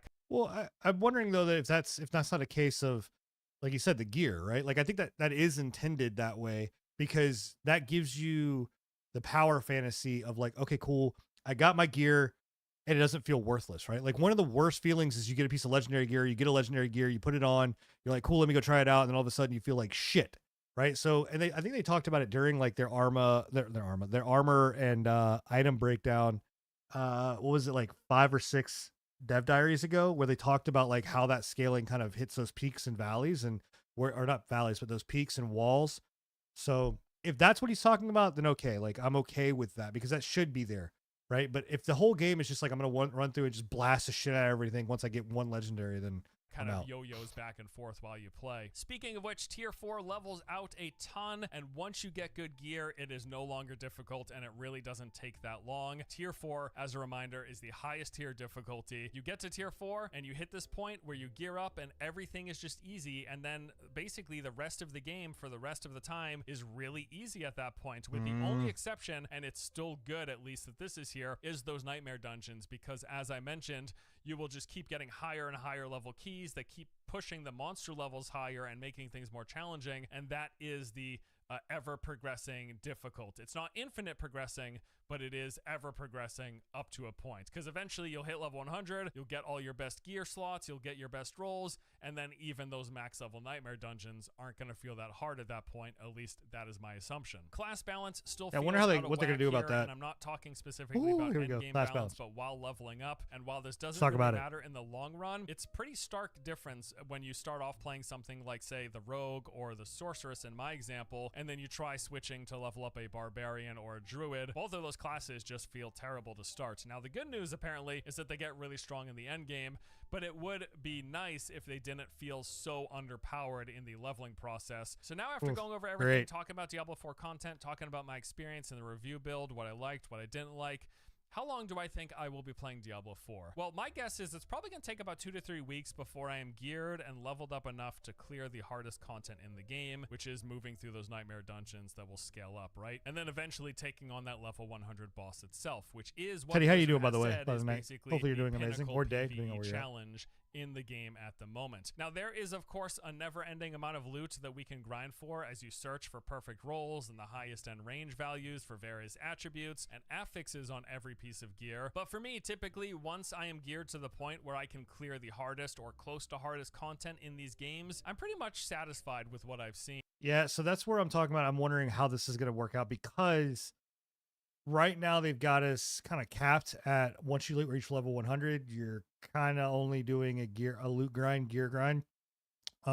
Whereas with Diablo 3, like there was kind of always that permanent, like, I mean, you still hit the cap, but you didn't cap your Paragon, right? Paragon was uncapped. Like you could just keep leveling Paragon over and over, like just continuously just keep maxing it out and out and out and out and out. So I wonder, they've got to there's going to have to be a system that's like that, because otherwise I don't know how they're going to progress that. You know what I mean? Like, I think that you have to have something that continuously keeps you wanting to search more than just, I need gear at high level for best in slot. Because certain people, even like myself, like I'll want best in slot, but if there's no, like, what does it come down to? The reason behind getting best in slot? Like I'm getting best in slot gear for what reason? Right? Because if I'm clearing the nightmare dungeons at level 100, you know, just as easy to get that best in slot doesn't mean anything because it's not getting any harder. So if it's not PvP, then what am I getting best in slot for? You know, other than to say I have best in slot. So I think that that's going to be corrected, and I bet that is something that will be changed relatively soon. So yeah, my guess is that's going to be in the vicinity of 2 to 3 weeks, maybe up to 4, depending on my daily playtime. After which, you know, we could extend the amount of playtime if I'm screwing around with friends in PvP, or if I decide to level up a new character, which then would add another 2 to 4 weeks to my playtime. At which point, we'll be nearing the start of season 1, which there you go. That should line up perfectly, and we'll play through season 1 and we'll see how long I continue to maintain interest there. A lot of that is going to hinge on how much they mix up this core experience, because yeah, the core experience, I'm probably looking at about 4 to 6 weeks before I feel like I've kind of run through everything and I'm pretty satisfied with where I'm at. That said, as mentioned earlier, a majority of Diablo 4's long-term success is going to hinge greatly on how substantial and how interesting that seasonal content ends up being. What I can tell you is that while I do think there's room for improvement here, and I would have liked to see Blizzard take some bigger swings and try some more innovative stuff. You say that, but I told, bet you know you Diablo don't. 4, it's a lot of fun. I really enjoyed playing through it, and Force I am fight, pumped to but the dive in this greater week community and play does the it. game with everyone else. I do have some critiques, but ultimately, the worst part about playing the review build last week is when the servers went offline, because I just wanted to keep on playing, and for me, that is a telltale sign that I enjoy a game. That's going to do it for me today. Thank you all for watching. Hope you enjoyed the video. All right. I need to bring up my chat real quick. Give me a second so I can link you guys the video. If you don't have it, I will link it. Give me one sec.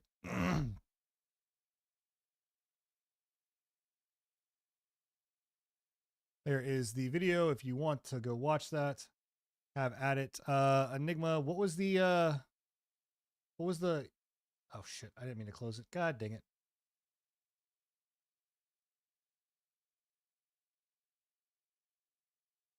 What was the can you link that video that you were talking about with the class rankings?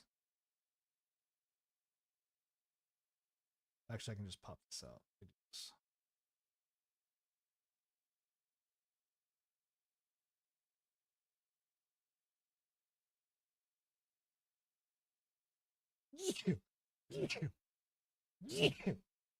Appreciate it. All right, let's take a look here. And welcome to a video that a lot of you have asked me to put together. This is my Diablo 4 Global Launch Class tier list. I used to make these tier lists all the time for all the previous games, especially in Diablo 3 when all the seasons would change, going over the metas and the changes and the new legendaries and the new sets, and seeing what classes emerged on top in the different categories. Happy to bring this over to Diablo 4, but one thing I want to caution on is Diablo 4 is constantly changing from all of the different testing phases, and I have never had a chance to play the actual version that we got I think everything's going to shape up based upon what we know so far. Before we jump, so what is this? What is he basing this off of, though? Is this based off of? Did he get to play early, Enigma, or is this saying that he is basing it off of the betas? If this is based off betas, I don't want to. I'm not interested. I only want to know what the leveling or the ranking is off of live game. So he played live. Okay. All right. I'm gonna go to my main screen real quick because that way you guys can see everything. Okay. Jump into the rankings. Let's quickly look at how do we derive the rankings. We're gonna rank every single class from 1st to 5th. 1st being the best and 5th being the worst in a category. And there are no ties allowed. We have to actually rank them. Again, who knows what the day 1 patch will bring, could change everything. First, we'll talk about leveling. This is their ability and quality of life going from level 1 to Torment difficulty. And Torment difficulty is about level 70. Just because you clear the campaign and do the capstone dungeon, you still have to crawl your way up to Torment difficulty, get the actual ancestral items. So pretty much that entire process is leveling according to me. Then we're going to look at speed. The ability to speed farm their overworld events and the low and mid-tier nightmare dungeons. It's essentially how you're going to power up. Then we're going to go into the end game, and it's their ability and quality of life in pushing nightmare dungeons and bosses. And after going through this on my stream, I think some of the rankings that I'm going to give are going to surprise you. Then we're going to look at groups. pretty self-explanatory. How desirable are they in groups? What kind of buffs do they provide, or debuffs in some cases? Then we're going to look at a casual category. How far can you get this class if you have minimal game time, minimal gear, and maybe minimal skill? And finally, we'll take all of that for an overall summary of where the classes rank amongst them all. One thing I want to call out is what we don't do is we don't add up the ranks for all the previous ones and then just sort them out like that. We have to actually think about it to come up with the overall ranking. One golden rule that I would ask everyone to follow is just play whatever is fun to you. Don't let my tier list or any resource dissuade you from playing whatever you want. Diablo 4 has an army of developers that over time will make the game very balanced, probably across multiple specs. Coming in 5th, unfortunately, we have the Necromancer, but actually, I'm quite certain Necromancers are going to be fine throughout the entire game, and I'm quite certain that they are going to clear level 100 Nightmare Dungeons, so it's not as bad as it may seem. For leveling, they have one of the best builds in the entire game currently until it's nerfed, and that's Bone Spear. Bone Spear hits pretty much the entire screen, auto-applies vulnerability, and you can get the Bone Spear power out of the Codex of Power, so they are just going to plow. The bad news for Necromancers is they're very slow. They don't really have any movement skills, and their Skellies got nerfed. Yes, the Skellies got nerfed, and then they got hotfixed, and they got a little bit better, but they're still not great. So unless we get another update on day 1, which I don't know if that's coming, I can't really recommend them. In speeds, for some of the reasons we just talked about, they're probably the worst. Necros are just so slow at everything. It's something that Blizzard's going to have to look at going forward because in terms of mobility, they're just way slower than the other classes. In the end game, they're going to do just fine. The Bone Spirit build. Bone Spirit has one of the best scaling multipliers into the end game. And I think that, along with Bone Spear, is going to be able to go all the way and kill the pinnacle boss. In groups, they're not bad. They bring decrep, and Necromancers have synergy working with their friends because then they're going to get a lot of kills and they're going to get a lot of corpses, which is going to help them. The problem is, again, is they don't bring anything too incredibly amazing, and their Skellies are unusable and they're a little bit slow. For casuals, I think Necromancers are going to feel very, very good. Bone Spear with literally nothing, and again, a casual player, someone who's just got no time, you don't got time to read a guide, you're probably not even watching this video, and you just want to lazily go around with your Skellies and your Bone Spear or whatever. A lot of the builds for Necromancer just work, and I think you're going to feel powerful, even though in the end game, I think some of the classes are going to outperform it in different categories. Well, there you go, Enigma. You'll still feel powerful. I'd put them in last. When they're launching, Bone Spear and Bone Spirit are their best builds. I think their bone builds are way better than Blood or Summoning or anything like that. That'd be another thing for Blizzard to take a look at. And in Season 1, it would be nice if we had an actual Summoner build. In the beta, the summons were godly. I don't think they're going to be godly on launch. And they shouldn't be godly. I mean, they shouldn't be that powerful, but that would be huge for this class. Probably going to be a very, very big shocker here. I have Rogue in 4th, and the Rogues are kind of hit or miss. I feel like that Rogue is not from this game. Good at some things, and I think they're going to really struggle at others. Speaking of things that they're really good at is leveling. Rogues, especially with Twisting Blades and getting the Twisting Blade power really early, if you know what you're doing, you are going to just assassinate leveling. You have 2 dashes and the imbuements, whether you go Poison to kill the bosses quickly or Shadow Imbuement for the AoE, and then the Consuming Shadows for the I still think that he's got, he has them too low. Leveling is going to be an absolute joke for you, pretty much probably better than any other class. In the same category, the double dashes that can reset themselves and the evades, and if you choose to do this, you can go ranged. Their speed and mobility is completely unmatched in Diablo 4. In the end game, which remember is pushing the really high Nightmare Dungeons, this is where the bad news comes in. Rogues are just going to have to survive. You're going to have the damage, certainly, but you're going to have to stay alive. And it's going to come down to skill. You're going to have to dodge a lot of things. I don't think that that's... and for a lot of people, that's accurate. I mean, they shouldn't be just fucking check. And God some tier. People are just not going to make it. I think Rogues, as they near the end game, the end of the end game, is going to prove very hard. And I think it's going to be harder, potentially, than any other class.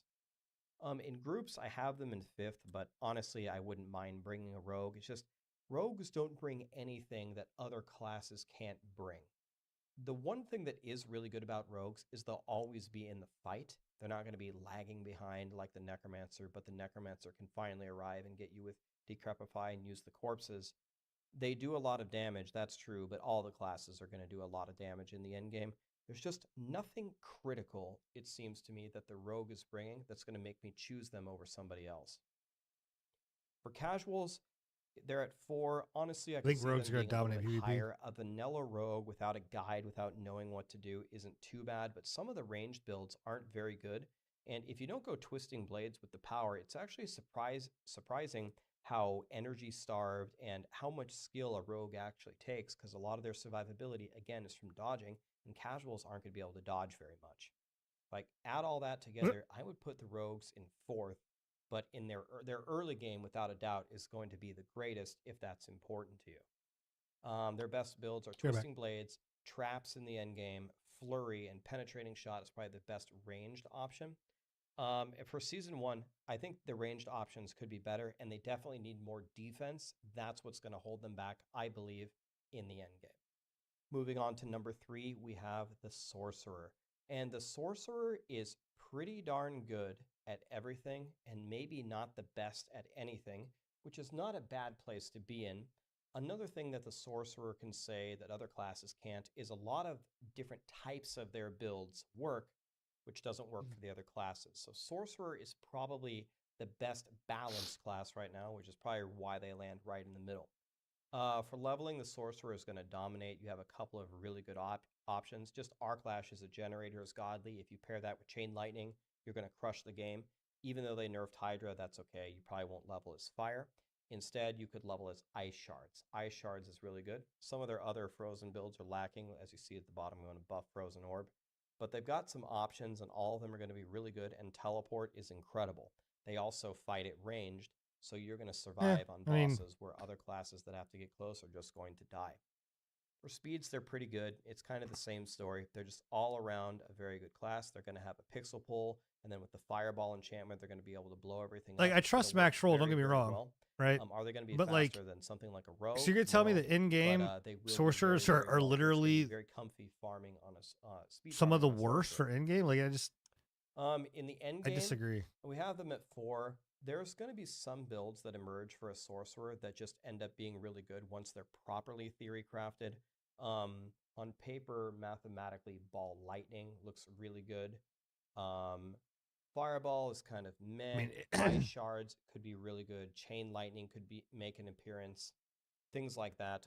Firewall could be really good. So all of these are candidates, which could be very, very great builds in the end game. he's supposed to Some get of to them are going to in-game. be theory crafted. Is going to be enchantment slot combinations, which are going to get it done. Again, the thing that the sorcerer has for its advantage when it gets really hard to survive is they fight at range. So once they do that, they should be able to get through everything. Duh. For groups, they're pretty good. They bring a ton of crowd control, and they bring the Fireball enchantment, which currently works if your other group members kill, which is explosion to hit for 50% of Fireball's damage, which is very, very good at clearing out the trash. So always want a sorcerer there if you can pick one up. For casuals, I think a sorcerer with just about nothing feels good for several reasons. The teleport feels really good. You're always at range, so casuals are gonna win fights on a sorcerer they would lose with other classes, and a lot of their skills actually work. A lot of the generators are okay, although Arclash is the best. If you pick Chain Lightning or you pick Ice Shards, it's gonna work fine. I think sorcerers, again, because they're more balanced, are gonna feel better for a casual that doesn't really know what they're doing. Overall, I would put them in 3rd. Their best builds are Chain Lightning, mostly for leveling. Firewall, Ice Shards, and probably Ball Lightning is looking really good for the end game. Season 1, as we talked about, like to see some of their frost skills buffed, especially Frozen Orb, and their conjurations as well after they crucified Hydra. Coming in 2nd, it's Mr. 17 DPS himself, the Druid. And the Druid is kind of in the same spot that they've always been in. They're very, very weak leveling up and probably for speed farming, even though we are seeing some very nice theory crafted builds emerge like Trample Slide and Pulverize. But they're going to excel in the end game, and I think they're going to be able to stay alive, and they're going to pump out a ton of damage. Thanks to whoever's designing it has given them a lot of good legendary powers and synergies between them, which is going to propel them in the end game. For leveling, it's the same story as always. Druids, vanilla druids, have a very, very rough time. Some of the best powers that you could get, like the pulverized shockwave and the tornado, seeks enemies. They aren't a part of it.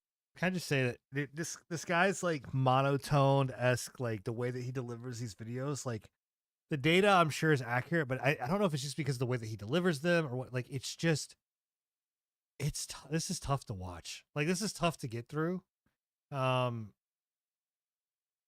It's like watching a TED talk on the color beige. Like it's just rough, man. Like give me a little bit of flashing lights or something. Give me like a little bit of gameplay, something, right? Because it doesn't, like you're put, like anybody could put numbers on the screen, anybody could do this, right? Like that's where I'm kind of like, is this, like, how accurate is this? Because I'm not saying he's not right. I'm just saying, like, you have nothing other than a picture of, which I don't even know if these are the actual pictures of the character classes, because like I'm looking at this rogue. This rogue does not look like something out of D4. The necro, sure. The mage or sork, maybe. The druid, obviously. The barb does not. Like, these don't look like screens out of them. I don't know. This is just rough to listen to. The Codex of Power. So you're just at the mercy of what drops. If one of those powers drops for you, then all of a sudden you're just destroying if you know how to properly respec to it. But just as a vanilla druid, I didn't say I'm questioning. I literally said his data is fine. I'm just saying his Codex of delivery's not good. Legendaries, or switch to World Tier 1 to get through it comfortably. For speeds, druids will absolutely have the damage. It really just comes down to speed itself. Trample slide won't be too bad. You just use trample to run across the screen and throw landslides. That's not bad. The problem is sometimes you're going to have to go back to loot, and that's not fun. Pulverize will do great with the shockwave. That's going to be one of their best speed farming builds. But again, it's the movement in between that is nowhere near as good as like a sorcerer's teleport, or let's say a rogue with the double dash. In the end game, they're going to do incredible. The pulverized build is going to absolutely smash. Trample slide will be good. Tornado will be good. Maybe shred will be good. We'll have to see. They're definitely going to clear the end game, and they're probably going to do it a lot easier than most of the classes. In groups, they're extremely desired. They have some incredible buffs. They can apply 70% damage reduction or reduced damage from enemies, and they can give you their cyclone armor, which also mitigates against physical damage and things like that. So druids are going to be one of the ultimate classes to keep you alive. And I figured that. really hard. You absolutely want one in your group. For casuals, again, the vanilla druid experience. If you're well, I mean, then that's what I'm saying. Like, if he's working on spreadsheets all day long, maybe get Maxwell needs to invest in somebody that can do a little bit more, like, kind of the same thing in the end game. Be they come online when something a little bit more entertaining or engrossing with their videos. I mean, we all have our perks, right? And you know, assets. If he's in spreadsheets, I've never discredited the information that he's putting out there, aside from it makes it difficult to verify when there's no gameplay and you played the game, the embargo's lifted, you could have shown gameplay footage of all of these classes. I'm like, that's all I'm talking about. Like, when you connect all the right builds and legendary powers together, I don't think a casual not watching a guide is going to be able to put it together very well, and that's probably going to put them in dead last. But overall, I put them in number 2 mostly because of their ability in the end game and in group play. Once a druid does come online, they are going to destroy everything. It's what all the signs are pointing to. Their best launch builds are Pulverize, Trample Slide, Tornado, maybe Shred will get there in the end game, and the Z Druid, which is a support druid. Z stands he for could have zero more. damage, meaning they just support the group. It's okay to criticize somebody, man. It is okay to criticize somebody. One of the best ones currently. Season 1, we definitely need a better leveling experience. That would bring the druid's rank even higher, and they'd need more speed, kind of like a necro problem. And finally, my vote for what I think is going to be the best class in Diablo 4 on the launch is the Barbarian. But this is a little bit deceiving. The Barbarian is essentially getting carried by one build. Yeah, even me. They nerfed a single build here, which is Whirlwind. It would send Barbs tumbling down the tier list, and they're going to be in really bad shape. For leveling, I think they're just the worst. There is no great option. I have theory crafted Barbarian and played Barbarian more than any other class. It's just really bad. There's no real way to solve the problems either. You can get the Hoda power, which makes it tolerable. There's nothing for upheaval. There's really nothing for double swing. And I don't know. I mean, again, we obviously had legendaries dropping during the original beta, but the original beta, once I got like 2 legendaries, my leveling felt, or like ability to move through that world felt great. I mean, again, I did not play Barb during the server slam or the second beta, so what they nerfed and what they changed, but and obviously max level a lot different than, or getting leveling up through level 25 is a lot different. So, but well, yeah, but I mean, I think that's any class outside of like fucking Rogue and Sork. you could just go vanilla Ren, but the problem with Ren is it's a frontal cone with almost no coverage, no AoE. You have to essentially be in melee range and skill shot everything, even with that. So it's really not good news for leveling for Barbarians. It doesn't get good until the end game. For speeds, they have Whirlwind, and once Whirlwind comes online, when you have your infinite shouts, Whirlwind destroys the game.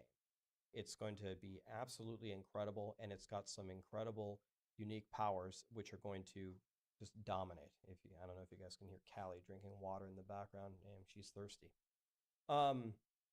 In the end game, I think they're going to. No, be your the spreadsheets best. are too loud, bud. If you have a fully powered, assuming full power, it's going to be like pulverized druid versus a whirlwind barbarian. But if you can get everything, if you can get the grandfather and you can get the unique gloves, and you have your full shouts online, whirlwind is just going to crush everything for you. Another thing is you're always dealing damage while you're moving. It does kind of suck that you have to get in there in melee range, but once you move away, your bleeding damage is taking over, and you can dodge most of the things, and barbarians are just very naturally tanky. I think just with Whirlwind alone, they'll get through the end game no problem. In groups, they're probably the best. If you spec'd a druid fully for groups, they could potentially outshine the barbarian, but the great thing about the barbarian is the barbarian already takes all the group stuff mostly in their builds anyway. If I'm playing Whirlwind, I already take all the shouts and pump them up, and I'll give them to you all the time. So I can do massive damage while giving you a ton of utility, which is why the barbarians are so great. For casuals, again, not following anything, the leveling experience is going to be very rough. Most of them will end up probably just going for spin to win Whirlwind, and that will be a great option for them. Once they slap on a couple of those powers, it will start to do work for them. And it's kind of hard to go wrong as you get further in the tree. When they take some of the ultimates, like Call of the Ancients, it will start to carry them, and they will feel very tanky. So they should do okay with Barbarians after the leveling process. Overall, I'd put Barbarians at number 1.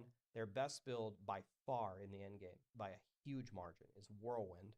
And then Hoda is good for leveling along with Rend. We're trying to see if we can make the Thorns barb work in the end game. We'll have to theory craft that. And a support barb, I think one day may definitely be a thing. For Season 1, we need a better leveling experience, and we need more options than Whirlwind. And may God have mercy on our souls. Yeah, right. If Whirlwind is nerfed on day 1, I don't know what we're going to do. Yeah, Here's right. a quick summary sheet of how all the classes broke down in the end. If you'd like to take a moment and pause the video and reflect on it, here's the overall rankings. Well, that concludes my Diablo 4 global launch class tier list. Anyone who has been in my channel for a long time cool. I mean, again, that's awesome. I just wish that he would have included, I don't know, some type of gameplay in that.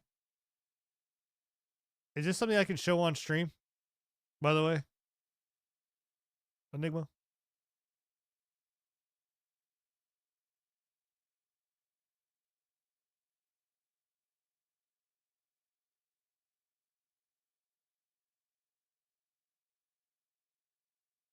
course it is.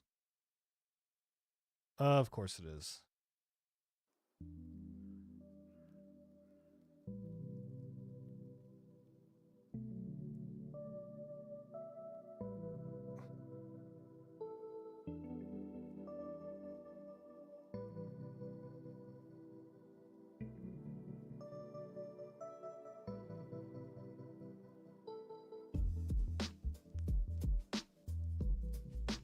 All right, so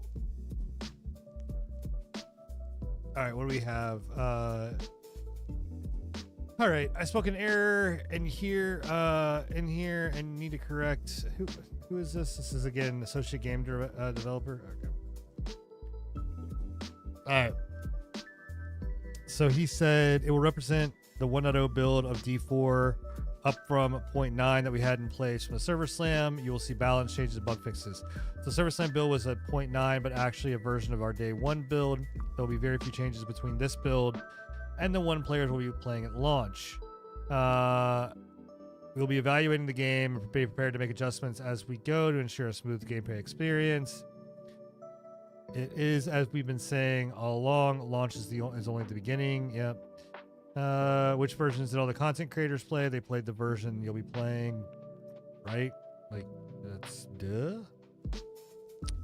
Where there are still a lot of performance optimizations and bug fixes in day one. I don't know. I think this, I would, if I was Adam Fletcher, Rod Ferguson, all them, I would take him, I would get him away from the public. Because hasn't he misspoken like 3 or 4 times?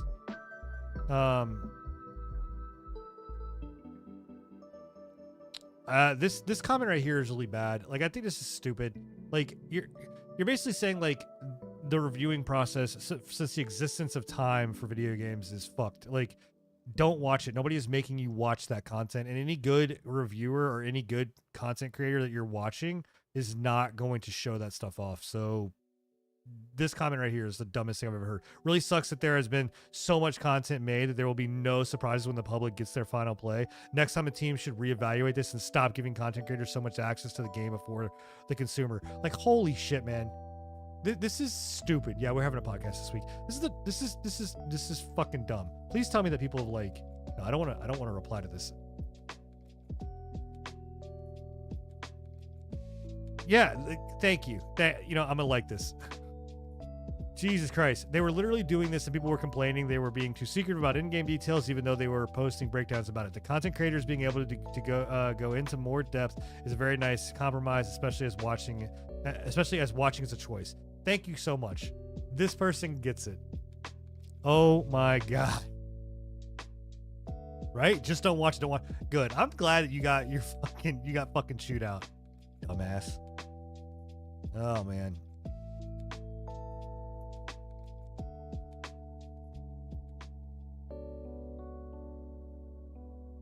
But yeah, if I was Adam Fletcher and all them, I would stop. I would get Joseph out of here. Like, he just is not Peporia. He is not, or Peporia. He is just not, I don't think, a public facing or speaking person. Well, I will be live on that before the show, Stevens.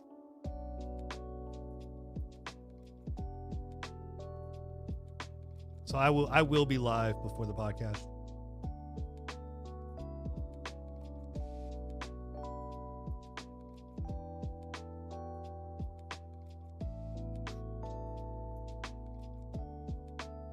All right, so we're gonna play some.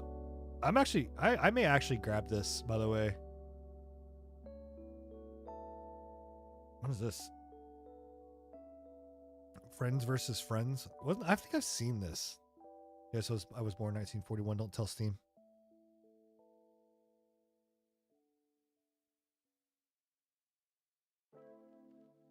What the hell? Yeah, hide all live broadcasts. I could care less about that shit.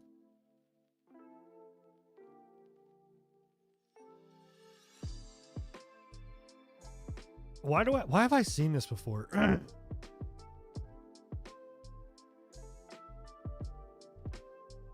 Was this on one of the showcases?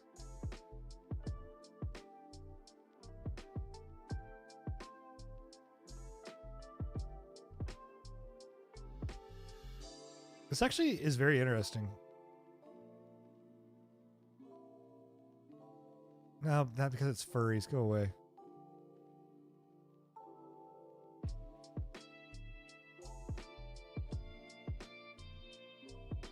Play 1v1 or 2v2 in online, fast-paced, chaotic combat. Gain player levels, get new cards. This may actually be like a really like low price plus high quality. I love it.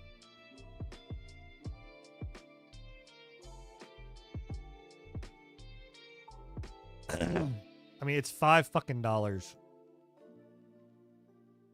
What is the deluxe content? What does this even come with? Does this really not tell you what it comes with?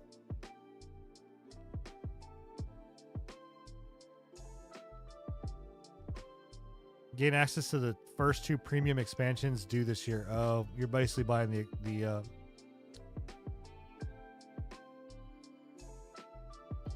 okay. Interesting. Huh, maybe. I don't know. I'll add it to my wish list.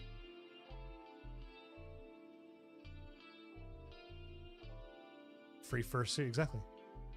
All right, we're gonna play some Soulstone Survivors. So, if you're unfamiliar with Soulstone Survivors, this game is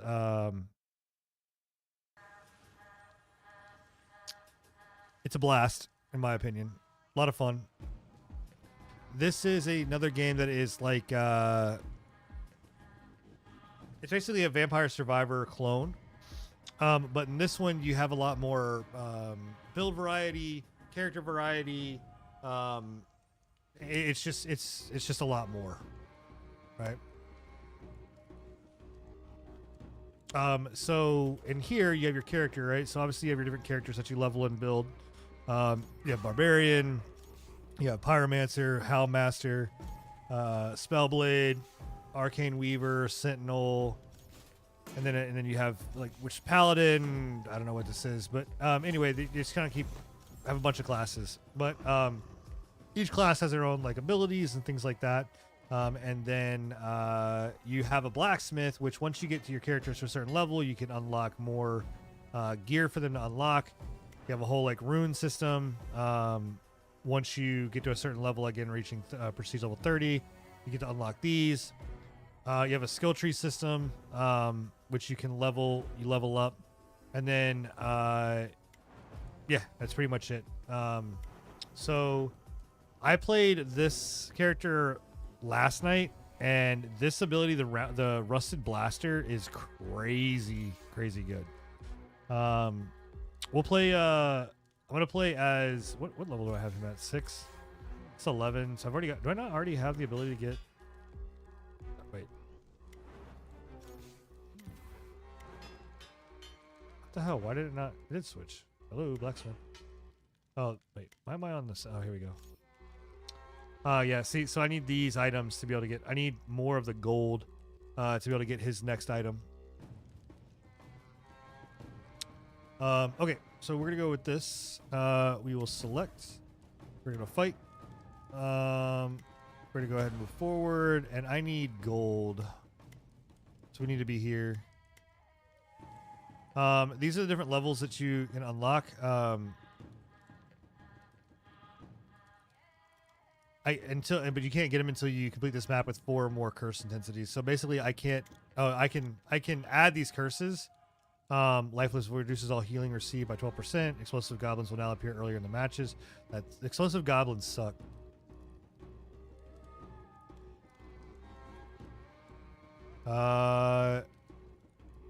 What does this? I have to do this with complete this map with 4 more. I don't know what this does, though. Let's go ahead and we'll turn all these on.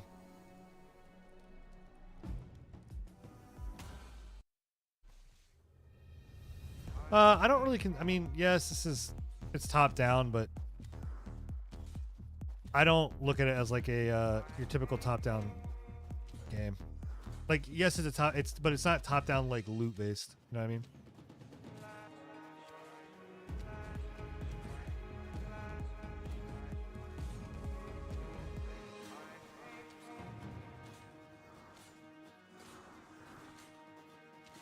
Let me know if the game is too loud, by the way.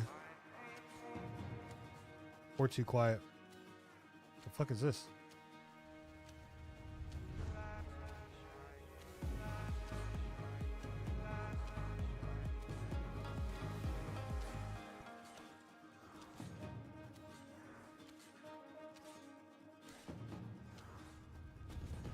There's a lot more complexity in these builds than what obviously Vampire Survivors started with.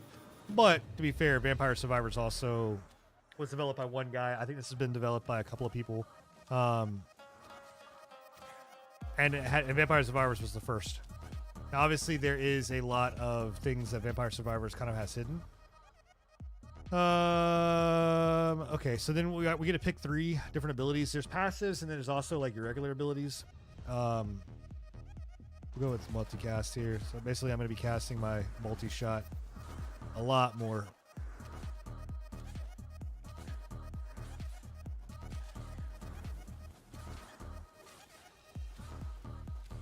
Man, we do dick all for damage.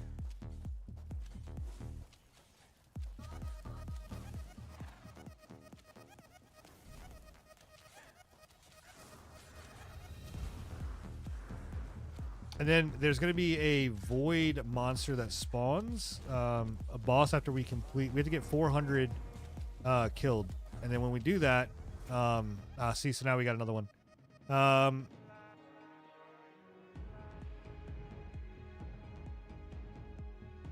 So I'm gonna go with Bomb Barrage. This build, this Bomb Barrage build that I had last night was fucking crazy.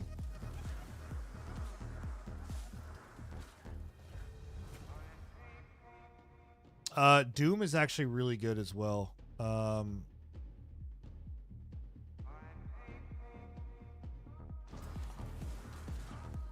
So essentially Doom, once I stack enough Doom on somebody, they basically instantly die, which is really nice. Yeah, we'll grab that. These are both missile. Both those abilities are missile based. I need this because I need the gold. Thank you.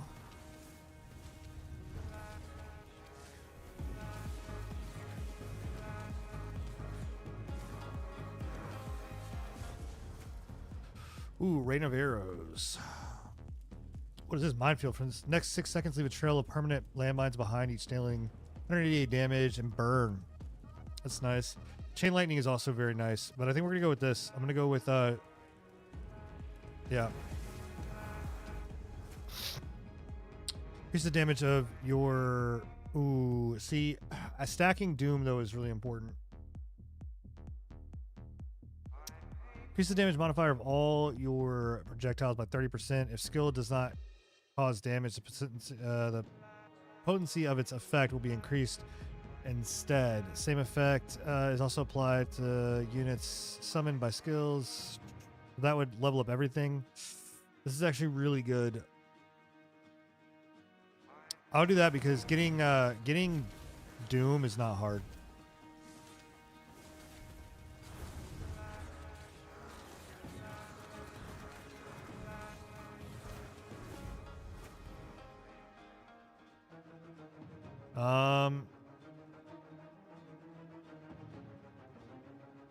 Shoot skill. This is shoot. Yeah. Okay. Yeah, I'll go with damage modifier.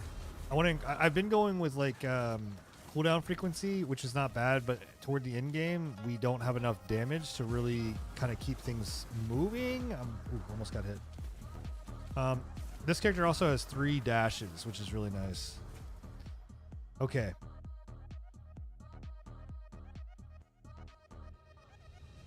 So these are all missiles. Missile. It's not missile. Chaos Bomb is nice. Chaos Bomb is really nice. I'm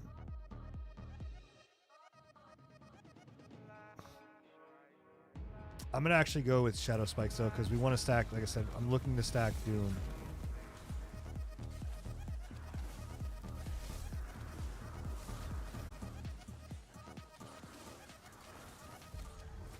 All right. Yep, we're gonna go with Doom again. Again, just because it's an easy clear wave, we are going to go with. I'm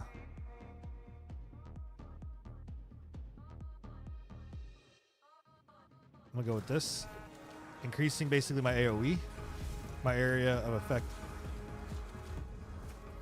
Okay. So we've got another missile. Thunderclap is really nice.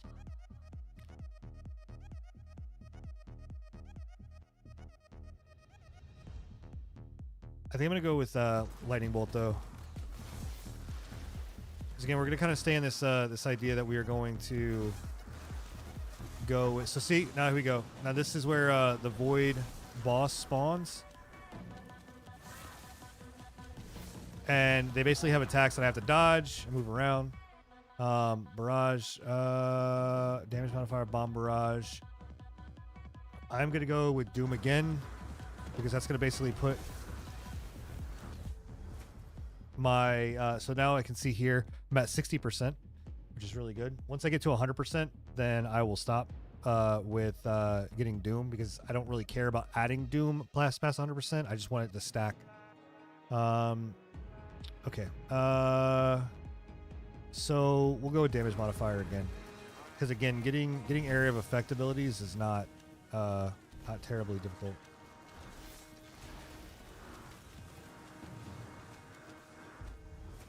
Void also very nice. Void is very, very, very nice.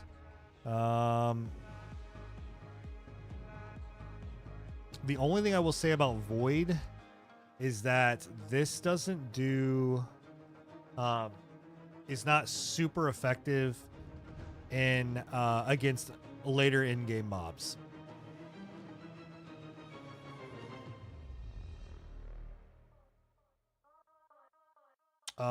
Okay, so then I'm honestly thinking about Glacier.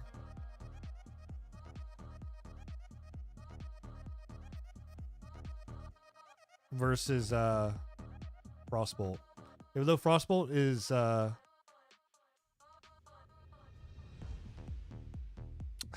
this does a lot of damage. Like a lot of damage.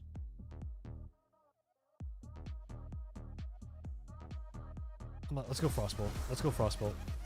I'm gonna stick with Frostbolt.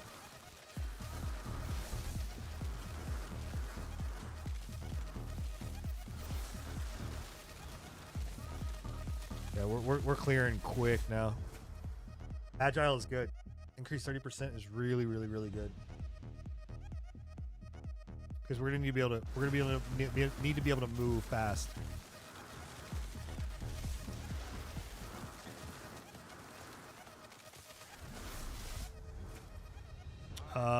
Cast frequency of shoot.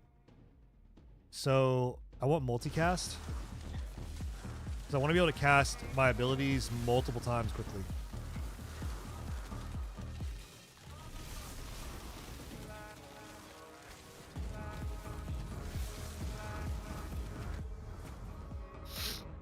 Okay. Frag shot, fire a shot in the direction you are aiming, piercing through enemies. 2 secondary bullets are released. It's not bad.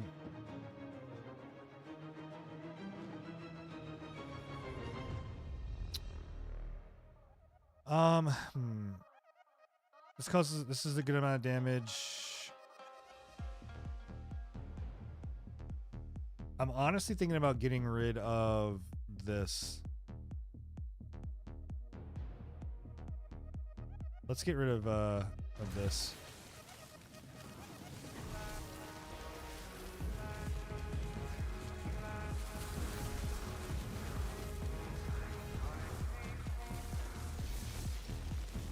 We're gonna start seeing some exploding goblins soon.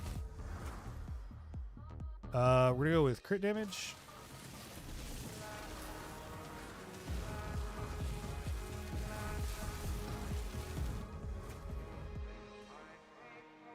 Okay, increases cast frequency of frag shots. Yes.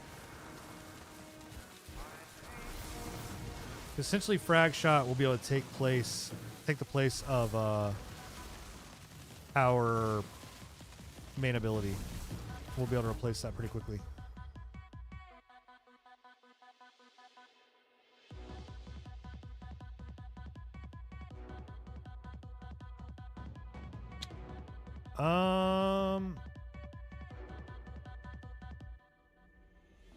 So this is doing for Yeah, so this is increasing how much damage is being done. I'm gonna just do that. Okay, we're gonna grab this again. So this is now putting us at 80%.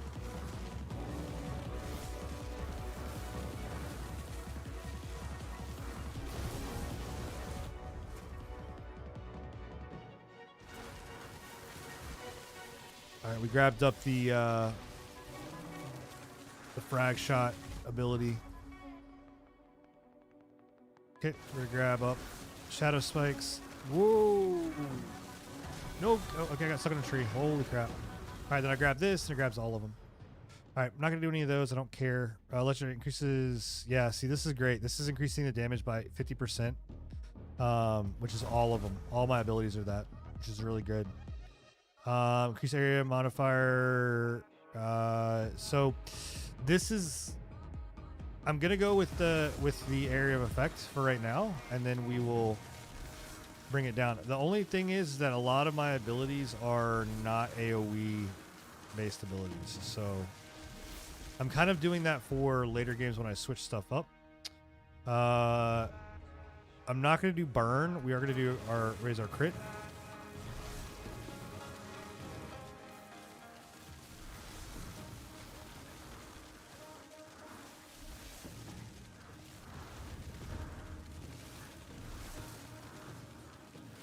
I'm really surprised we have not seen exploding goblins yet. Shrapnel bomb. Shrapnel bomb's not bad because that applies bleed. And shrapnel bomb is a AoE ability.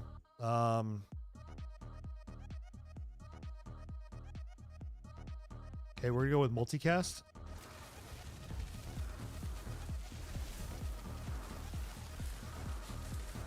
I'm actually probably going to get rid of bombardment in a little bit if we don't start getting some better skills, because, and I'm probably going to stop at the AoE because right now I'm doing all like frontal attacks and it doesn't really make sense to keep doing AoE abilities. So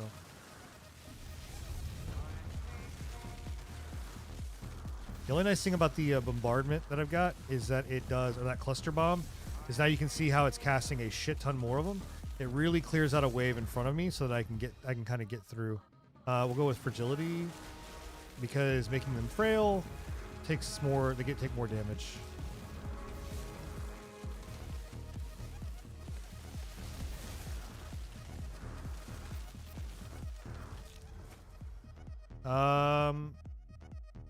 Yeah, I'll go with that. So now this is casting 30% more. Basically, I'm just reducing my cast on. That's pretty. That was a pretty fast. Okay. Good thing we have triple dodge. Thank God we have triple dodge. All right. So what do we have here? Shadow Bolt is another bolt ability. It's a missile. So this is missile. This is missile. Missile. Missile. Missile. Missile. So those are all missiles. Again, I'm going to forego.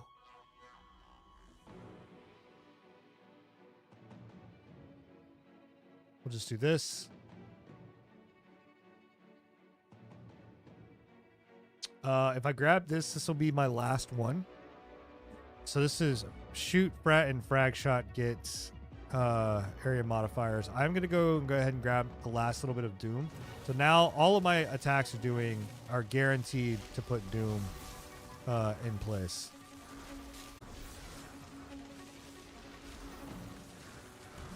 Oh, yep. See, there they are. There's the exploding goblins. They are annoying. They kind of come out of nowhere and you can't really see them.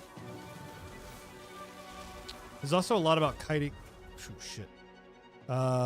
Increased damage. It's about kiting around objects too. Okay, good. All right. Grab that. I love the music in this too. Increases multicast chance. Yeah, we're gonna do that. So now that became even bigger. Shrapnel bomb. It's not bad. Lightning strike. This is a area ability. Missile.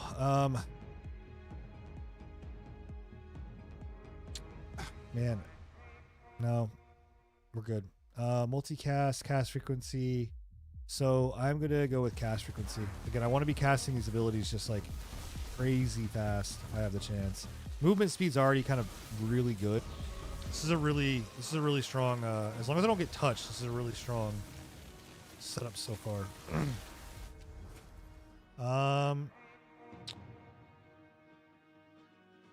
Okay. Frostbolt's level 4. Everything else is pretty okay. I'm actually going to go with frailty, I think. I'm looking at it. What do we have frailty wise? We have level 1. Is this is common. What do we have our multicast at? 1 as well.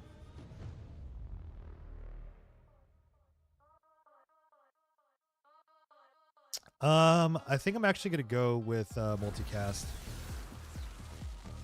Our frailty is getting applied pretty quickly with just our main ability.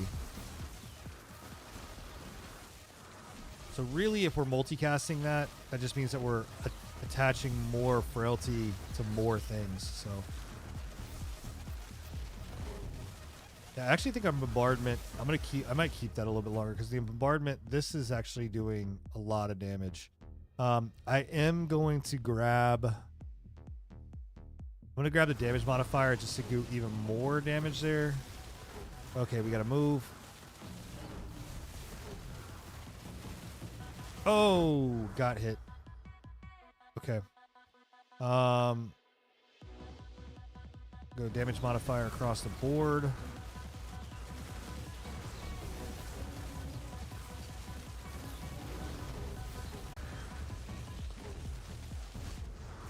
All right. Increased critical damage chance. Yes.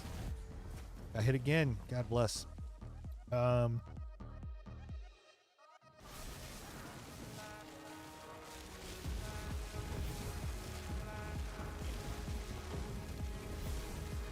So all things considered, we're actually still shredding through this pretty easily, which is good.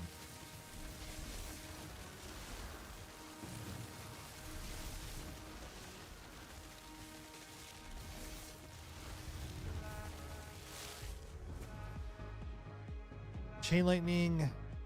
I'm still good with what I've got, honestly. I like what we have. We'll go with increasing my damage modifier.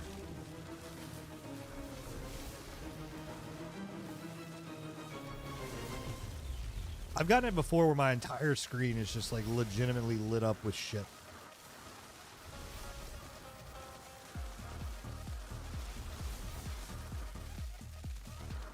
Are you guys, the stream still coming through? Are you guys seeing everything? Hold on one sec.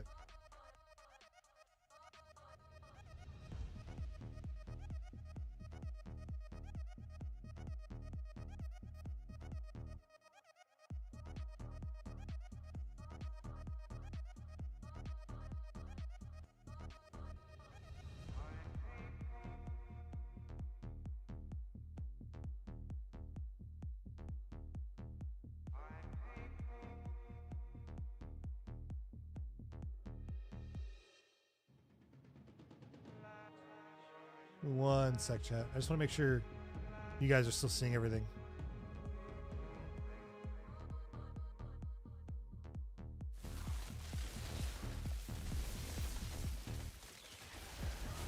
Ow.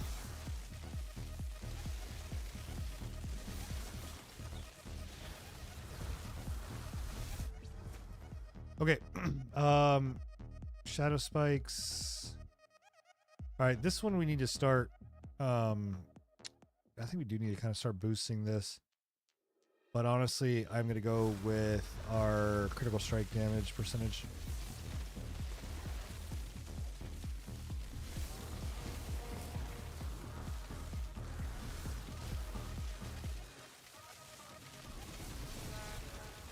I think we're going to start hitting a wall here soon, though.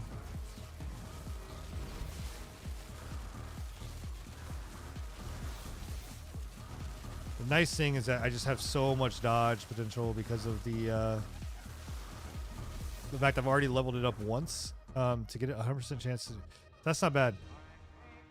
That is not bad. We're gonna take this, even though it's a one-time shot kind of deal. It does a shit ton of like we can just level up crit because it just does a shit ton of damage to everybody that's full health.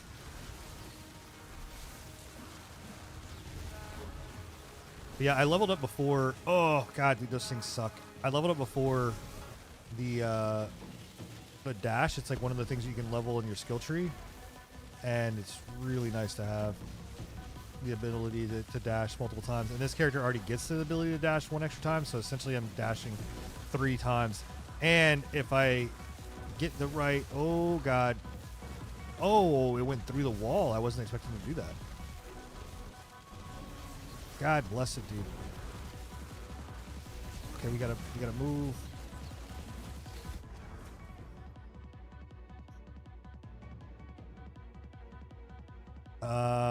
Yeah, that's fine.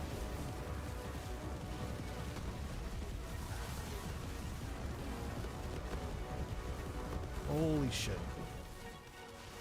That was a lot of fucking AoE shit coming in. Okay, alright, there we go. So now we have beaten this round. Yeah, let's do multicast, honestly. Let's just keep leveling multicast.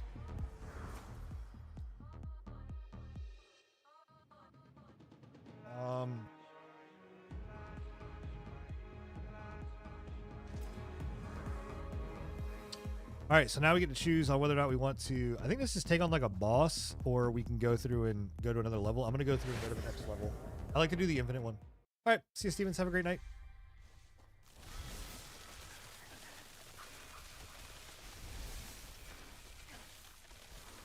So now we're basically on an endless grind. We're going to keep playing until we basically die.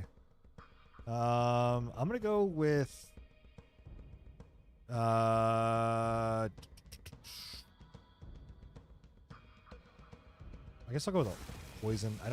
Armor, I've never really gone an armor build.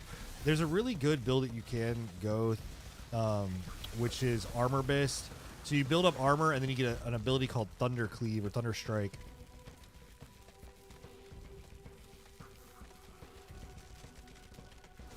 And it does, it's based off your armor. So it's a really nice ability. And you basically just kind of like are a tank. See, this is what I'm talking about. So look, now I've got 4 dashes. Like I can whip around this fucking map just as fast, like get out, in and out of areas all day long. What is this? Summon a dark vortex at a random enemy's location that moves randomly, applying doomed enemies hit. That sounds gnarly. But this is like legitimately out of everything that we've done. Like this is just not in that. I mean, we could possibly replace it with this, but like I don't think it's a good move. All right. Yeah, we'll increase our lethality. Continue to increase our crit.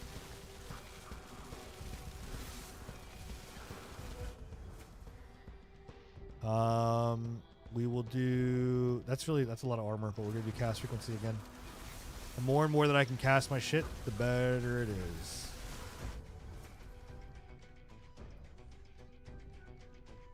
Multicast chance of those versus cast frequency altogether. I'm going to go with this. Because in case we decide to change something up and go with a different magical build, like the multicast is going to become pretty nice.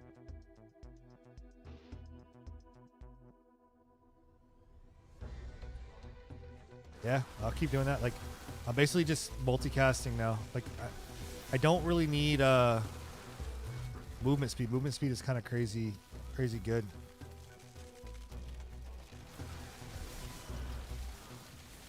This character is fast, and with 4 dashes, I really don't need that.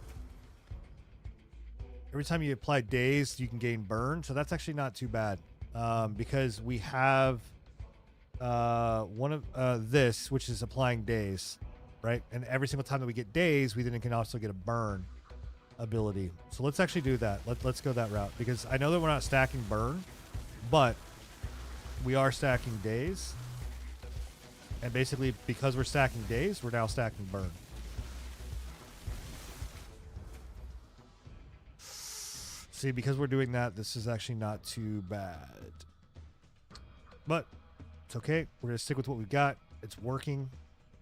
Yep.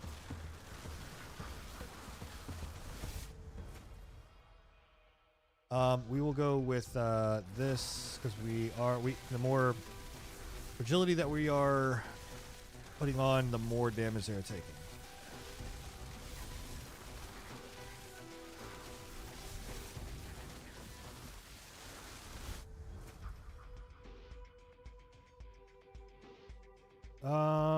Yeah, I'm gonna go with that.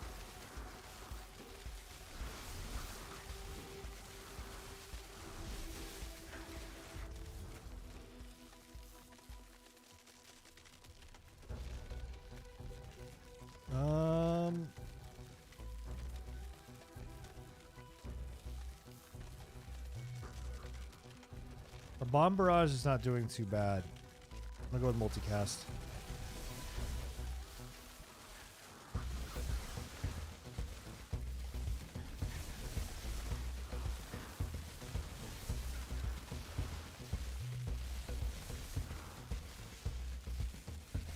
Ooh.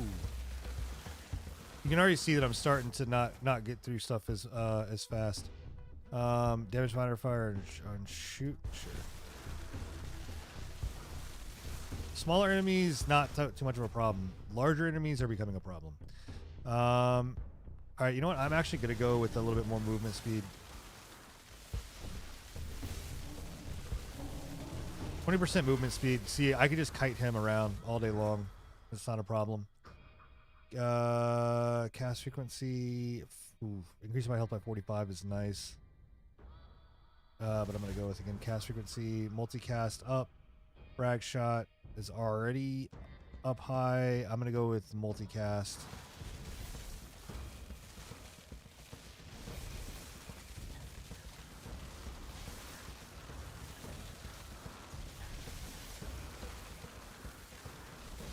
You can see I can basically outrun pretty much all of this stuff now. I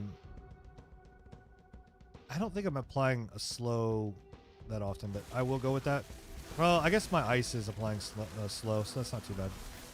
So we are just kind of like massively just dumping.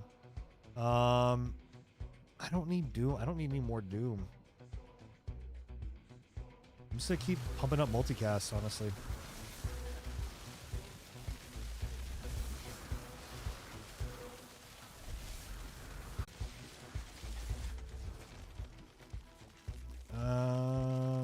Increase your damage modifier, increase your critical damage chance, damage modifier. More damage.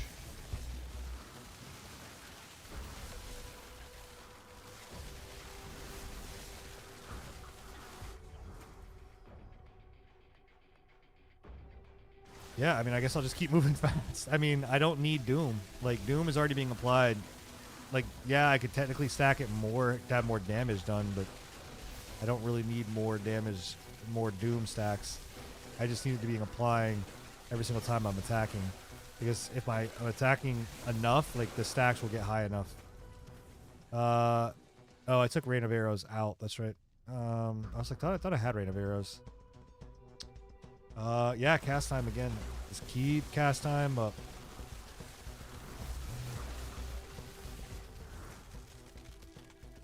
I'll go ahead and grab this. We haven't grabbed one of these yet. This will allow me to grab my experience and get more experience quickly.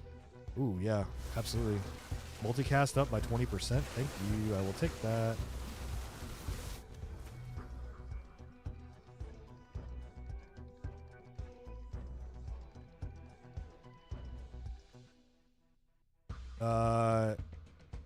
Ooh.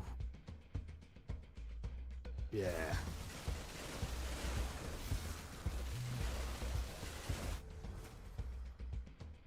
Okay. Yeah, just look at that, dude. Look how much just like it's just I'm just shredding through shit. It's insane. You know what? Because we're applying when we apply slow, I think we're applying another ability on top of that, so we will take that. Don't want any of those. Even though I don't know what ice vortex. Your critical strike 7% in your wound. Anytime you apply this effect, it's active. There's a 50% chance that the effect will be doubled. Yeah, that's good. Because we're critting. We're constantly critting. Like, we're always critting, essentially. We're never not critting.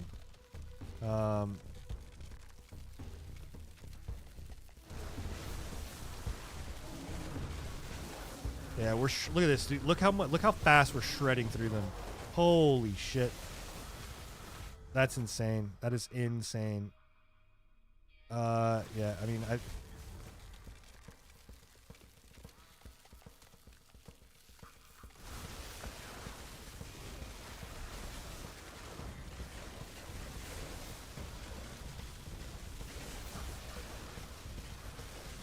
this may actually be the fastest build that I have actually,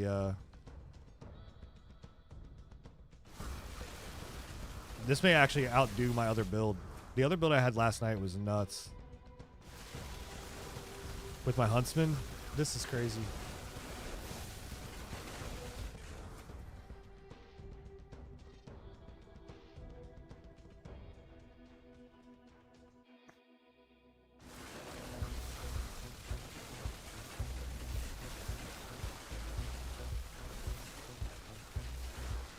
Now, I will say I am a glass cannon, though. If I get even remotely tapped.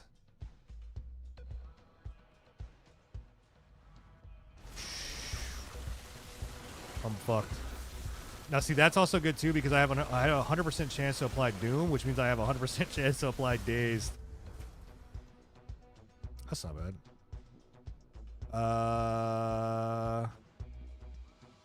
Yeah, that's fine.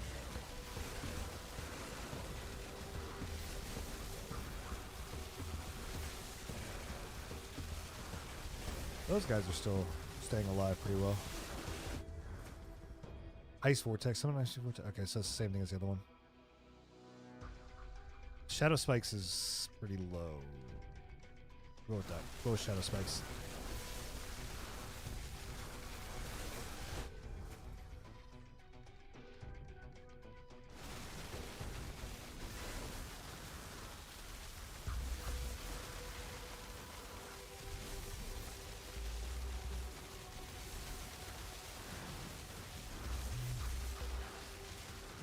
Dude, this is insane. This is crazy. Big damage. Big damage.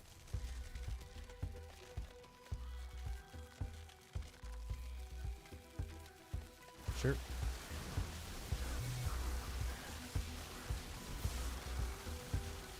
I mean, I'm multicasting my two shoot abilities. My arrow and my frontal arrow, or whatever it's called. Like, it's ridiculous how fast they're coming out.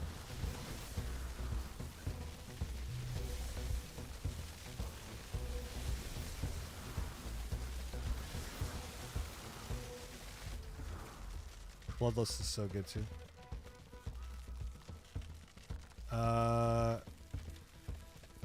Powerful strike. Yeah, let's just keep it. Okay. Didn't see that one.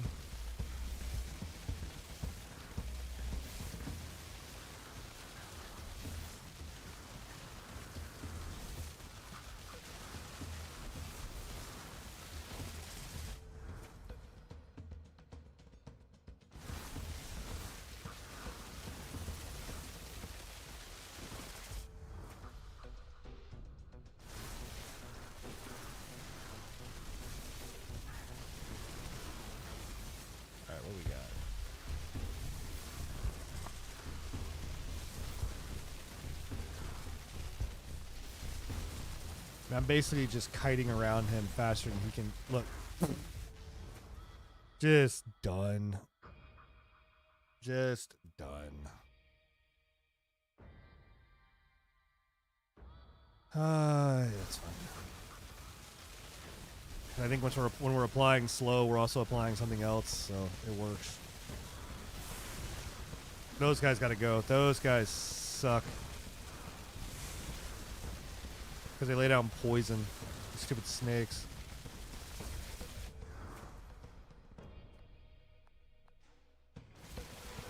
I don't need faster movement speed. Honestly, I think I would go too fast.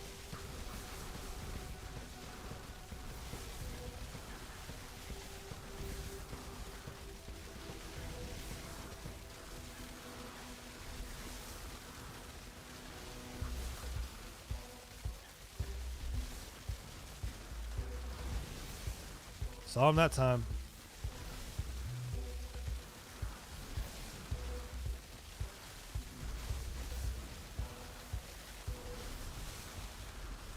I think they're staying alive at least a little bit longer than they were before. No, I mean, yeah, I guess, sure. I don't really think I'm getting an AoE, any AoE bonuses. Those spider things are also a pain in the ass because they will root you.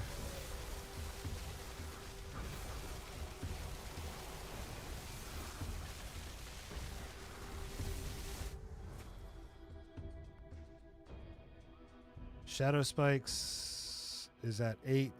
Barrage is at 9. We'll go with Shadow Spikes.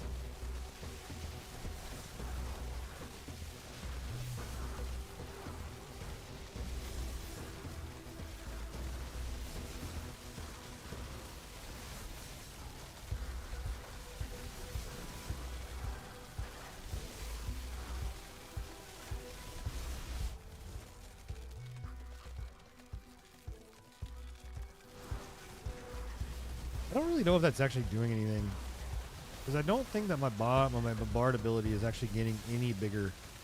So I actually think it's probably a waste. Holy shit.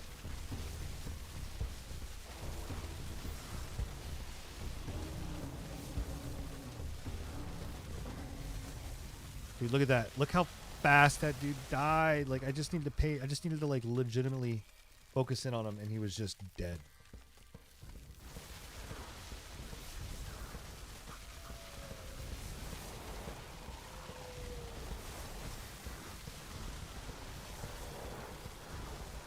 This build is insane. This is crazy.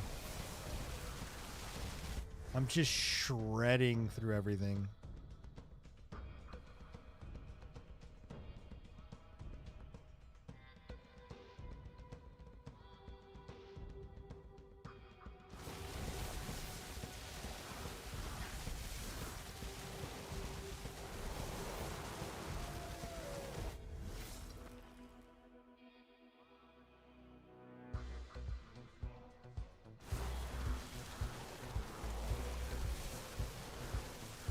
Man, honestly, if I did not have to move because of the AoE abilities that the casters are sending out, I would probably just be able to stand in a circle and just shred the shit out of everything.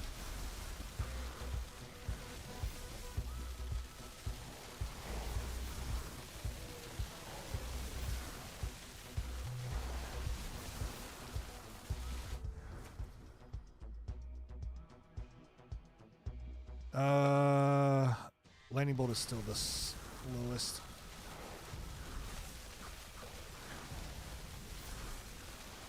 Actually, my bombardment leveled up. And if I get touched though, I'm in a bad way.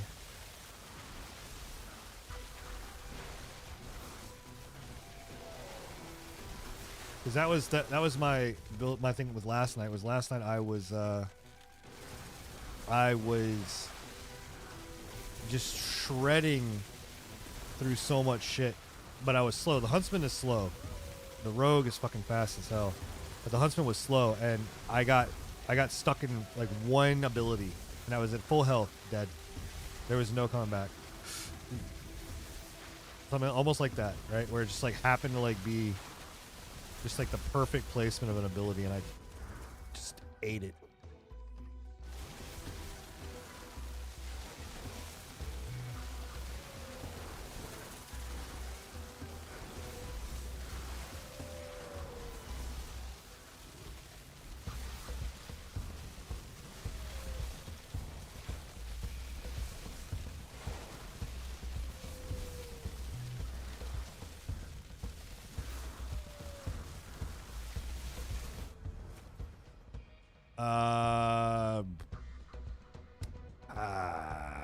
Yeah, I guess burn.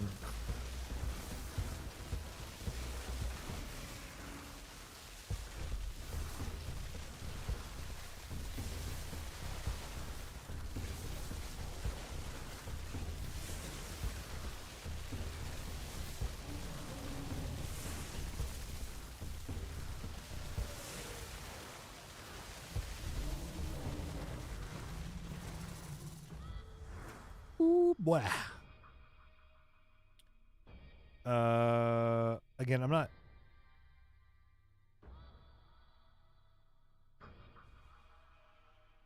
I mean, I don't know. This just doesn't seem like it's actually doing anything.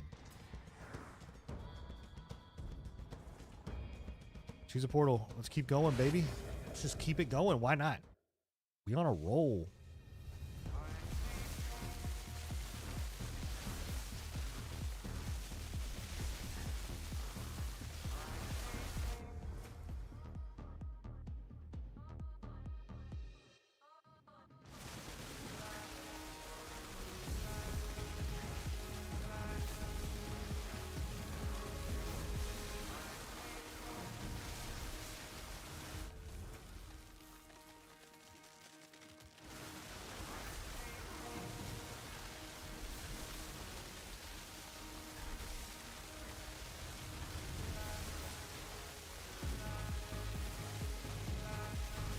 I think I'm at a point now where like they're not even giving me fucking level up stuff because it's just too much.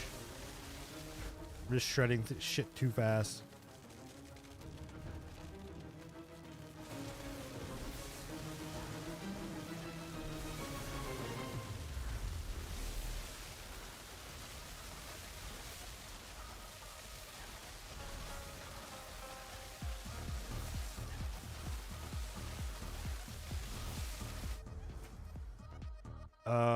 I don't care about that.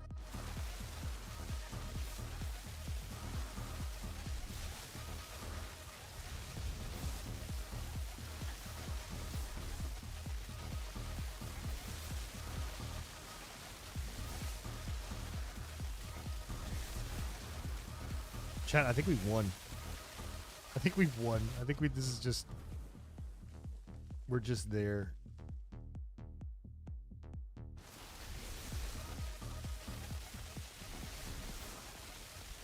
Like, I'm stacking so much days. That guy had 175 days on him.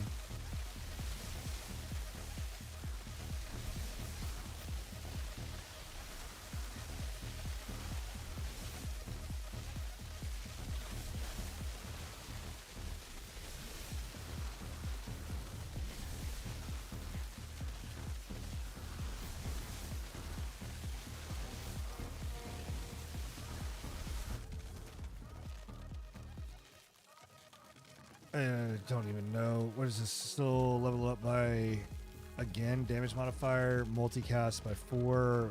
Just damage modifier, why not? Just keep stacking it. Just keep pumping out big dick numbers.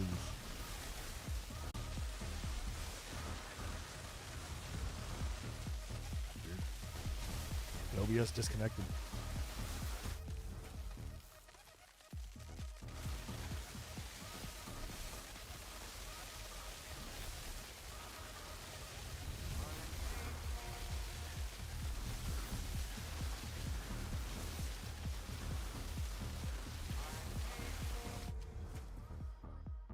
Ooh, the multicast.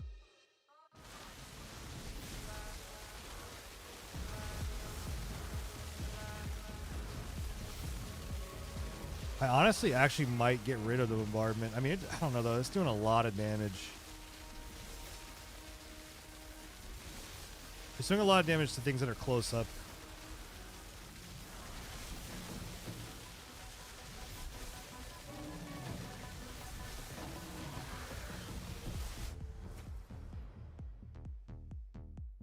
If I find the right ability, I'll look at doing it.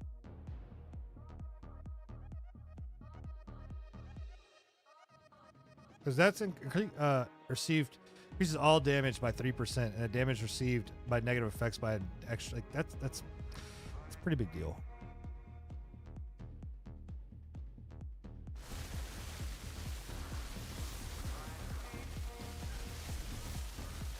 I'm literally just a fucking walking ballista. Good lord.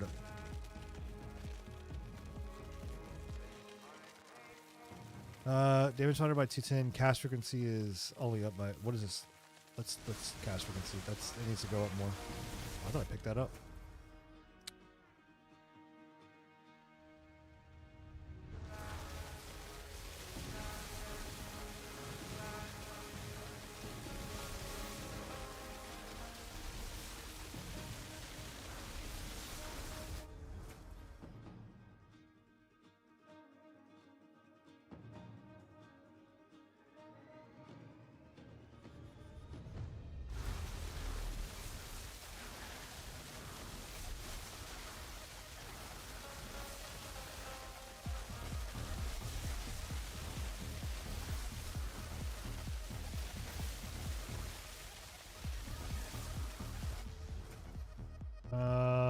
Fatality.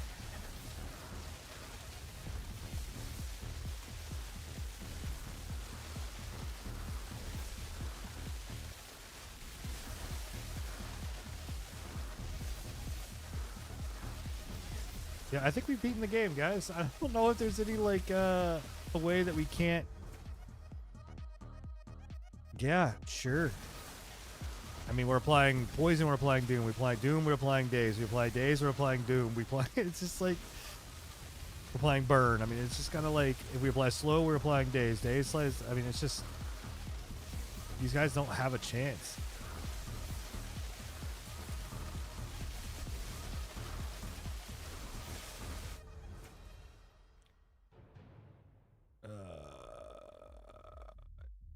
Yeah. Scary.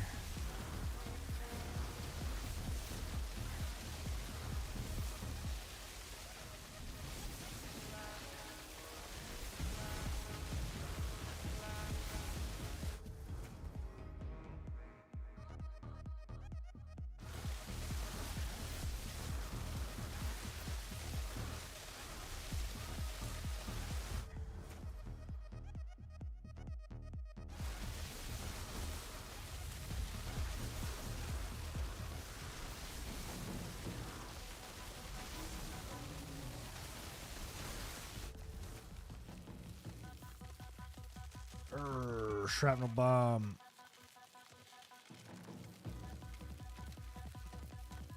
No, I think we're still good, man. Honestly, I just think what we've got is just too good.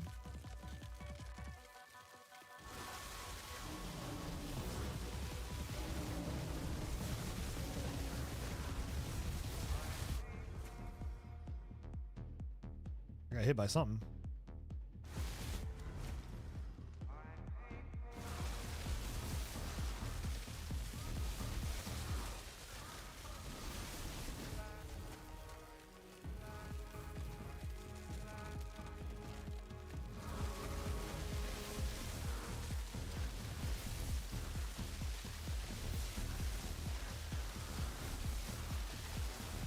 It's just hilarious.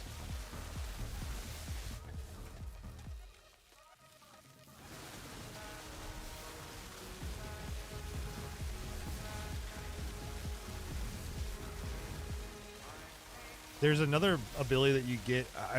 I think. Well, I saw it on the Huntsman, and I know the Pyromancer gets it in his rotation. But it is literally like you just sit there and dish out, or you explode with damage, like a big, basically circular ball of fire. You know, pulsates around you, and it's just nuts. It just is honestly just insane. And especially once you get like your cast time, like you're just basically constantly just like having a ring of fire, like just shooting out in a circle around you.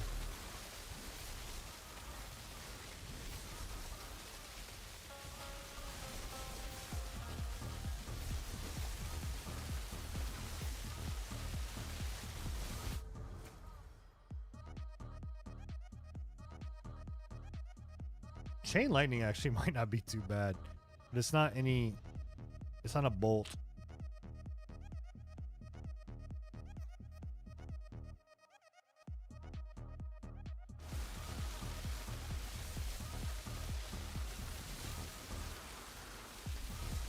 Why does it keep doing that? OBS, for whatever reason, keeps disconnecting.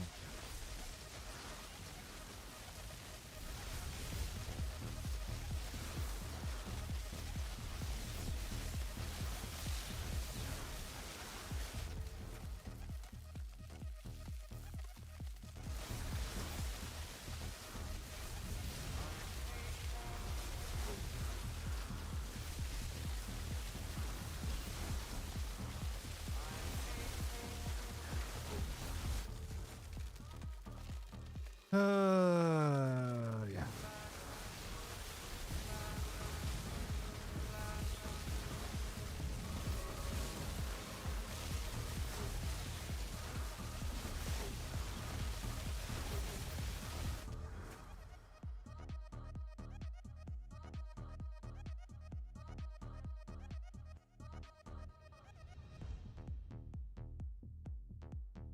sure.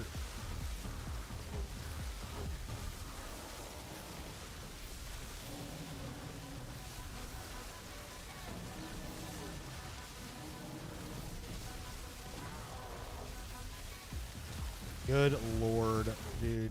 It doesn't matter anymore. He's just basically, these bosses are fucking pointless.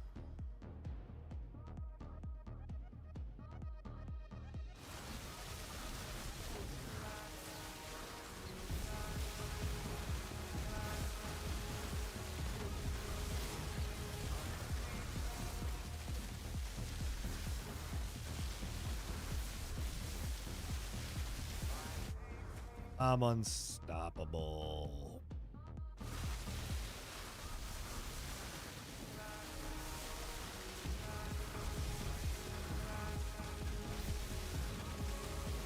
This is why you want a 4090 chat.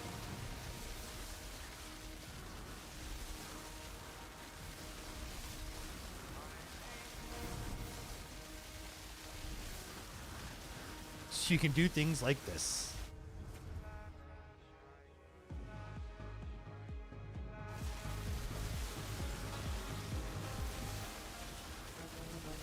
I actually don't even think that I can get any more, my bombs to be any bigger. I think that's it. I'm honestly losing my cursor.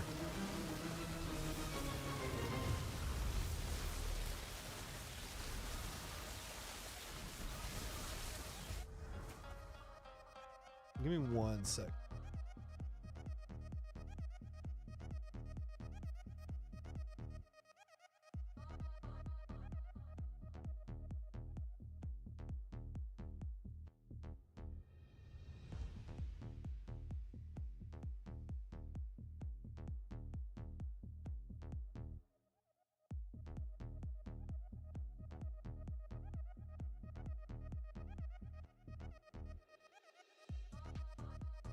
Un momento, chat. Un momento.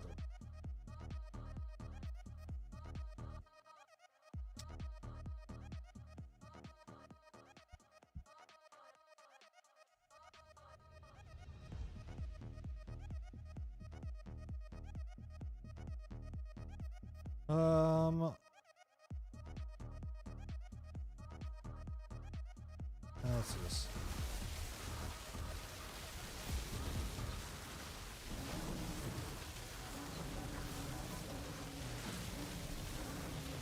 And done.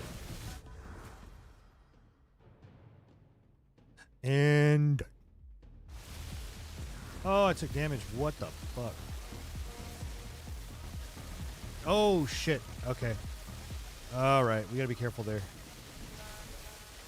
Like I said, those stupid fucking things are damn pain in the ass.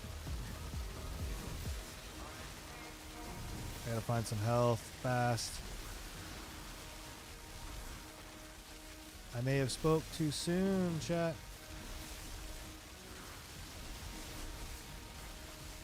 Okay. That got me a little bit. It's good.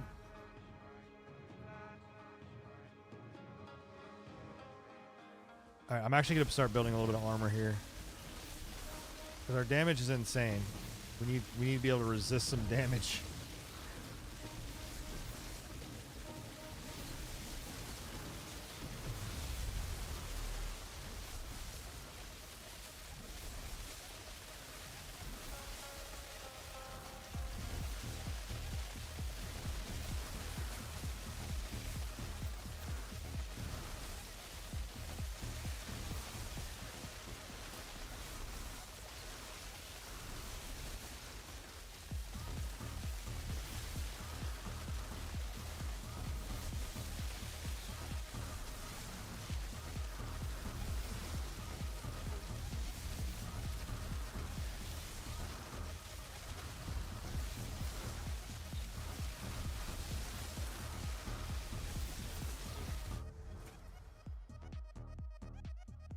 Yeah. Increase some block here.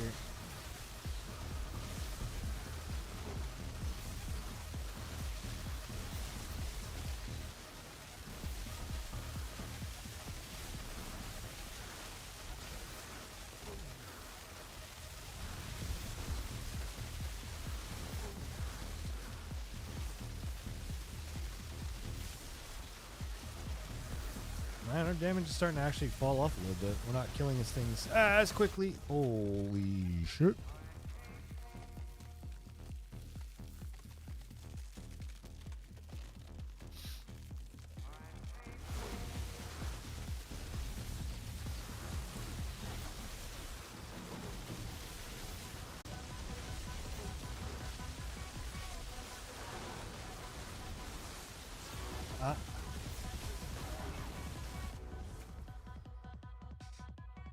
Alright, I'm gonna increase my health.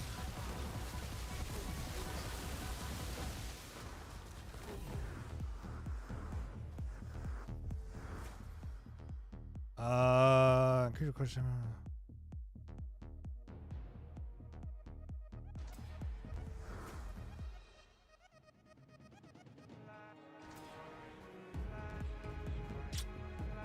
Just keep it going, shit. Keep it going, boys. We keep it going. That would be level. I haven't seen this level. I've not been here.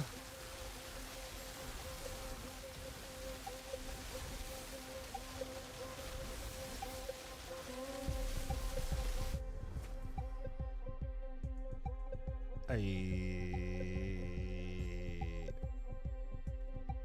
we'll go with damage.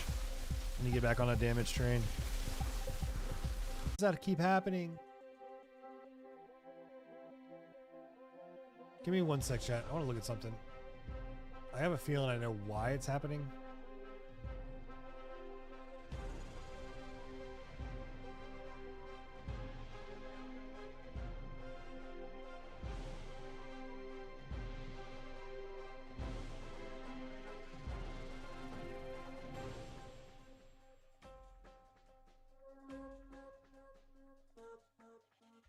Whoa, whoa, whoa, whoa.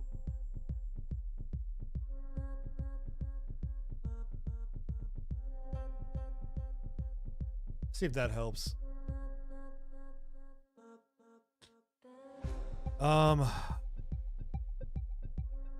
Yeah, I need damage. Fine. What's up, man? Yeah, man, we gotta be up by like.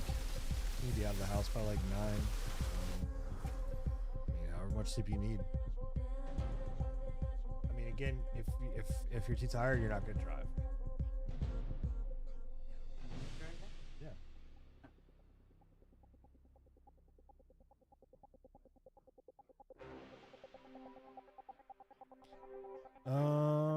Damage modifier. Yep.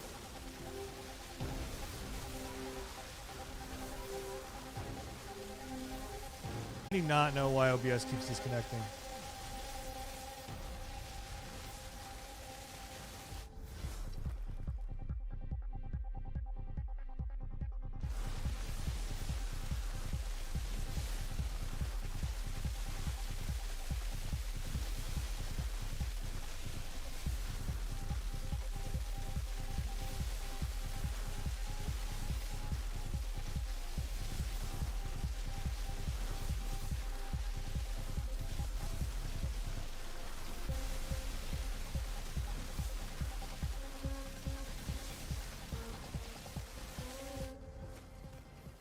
All right, we'll go with yep. Frailty.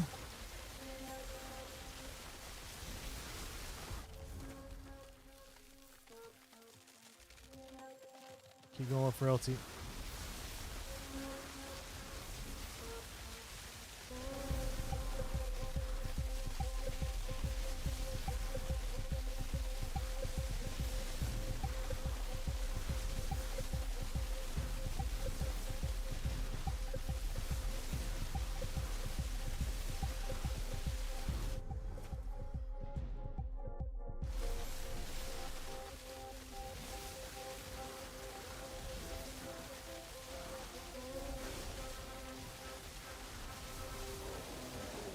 Hello, Mr. Fallen King.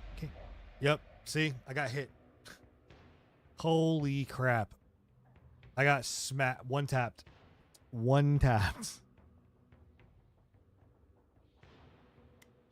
Yep, there it was. He hit me one time. I couldn't get out of the way. Oh my god.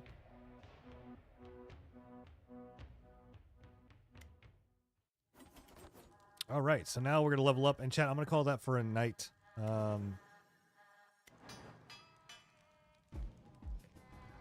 Call that a night. I like the Sentinel though. That character's dope.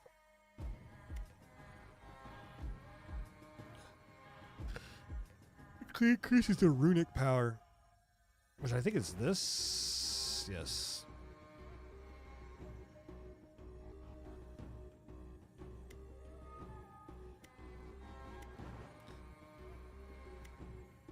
I don't know what that does. Let's try it. Okay, so this allows me to do... You take 50% less damage from all sources and have... And you are much more resistant to pushback.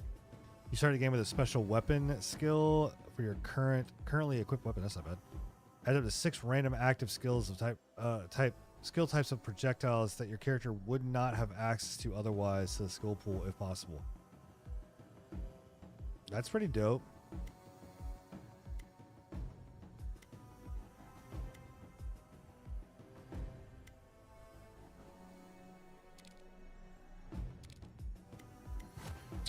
Oh, you know what? I have to have 2 runic abilities, and this I only have 1. These cost 2. Okay. So that costs 9 of those stones. Let's see. I don't think I have any. Yeah, these all cost shit that I don't have stones for. I could do that one.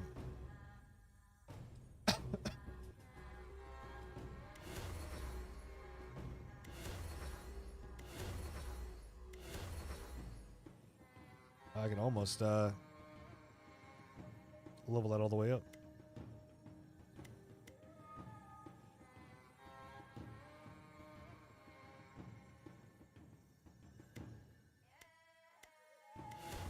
Not bad. Okay. All right. Well, there we go. All right, chat. It's been awesome. Thank you guys again for hanging out and being here. Hope you guys enjoyed your time. I had an amazing stream back. Thank you guys and gals for all the love and support.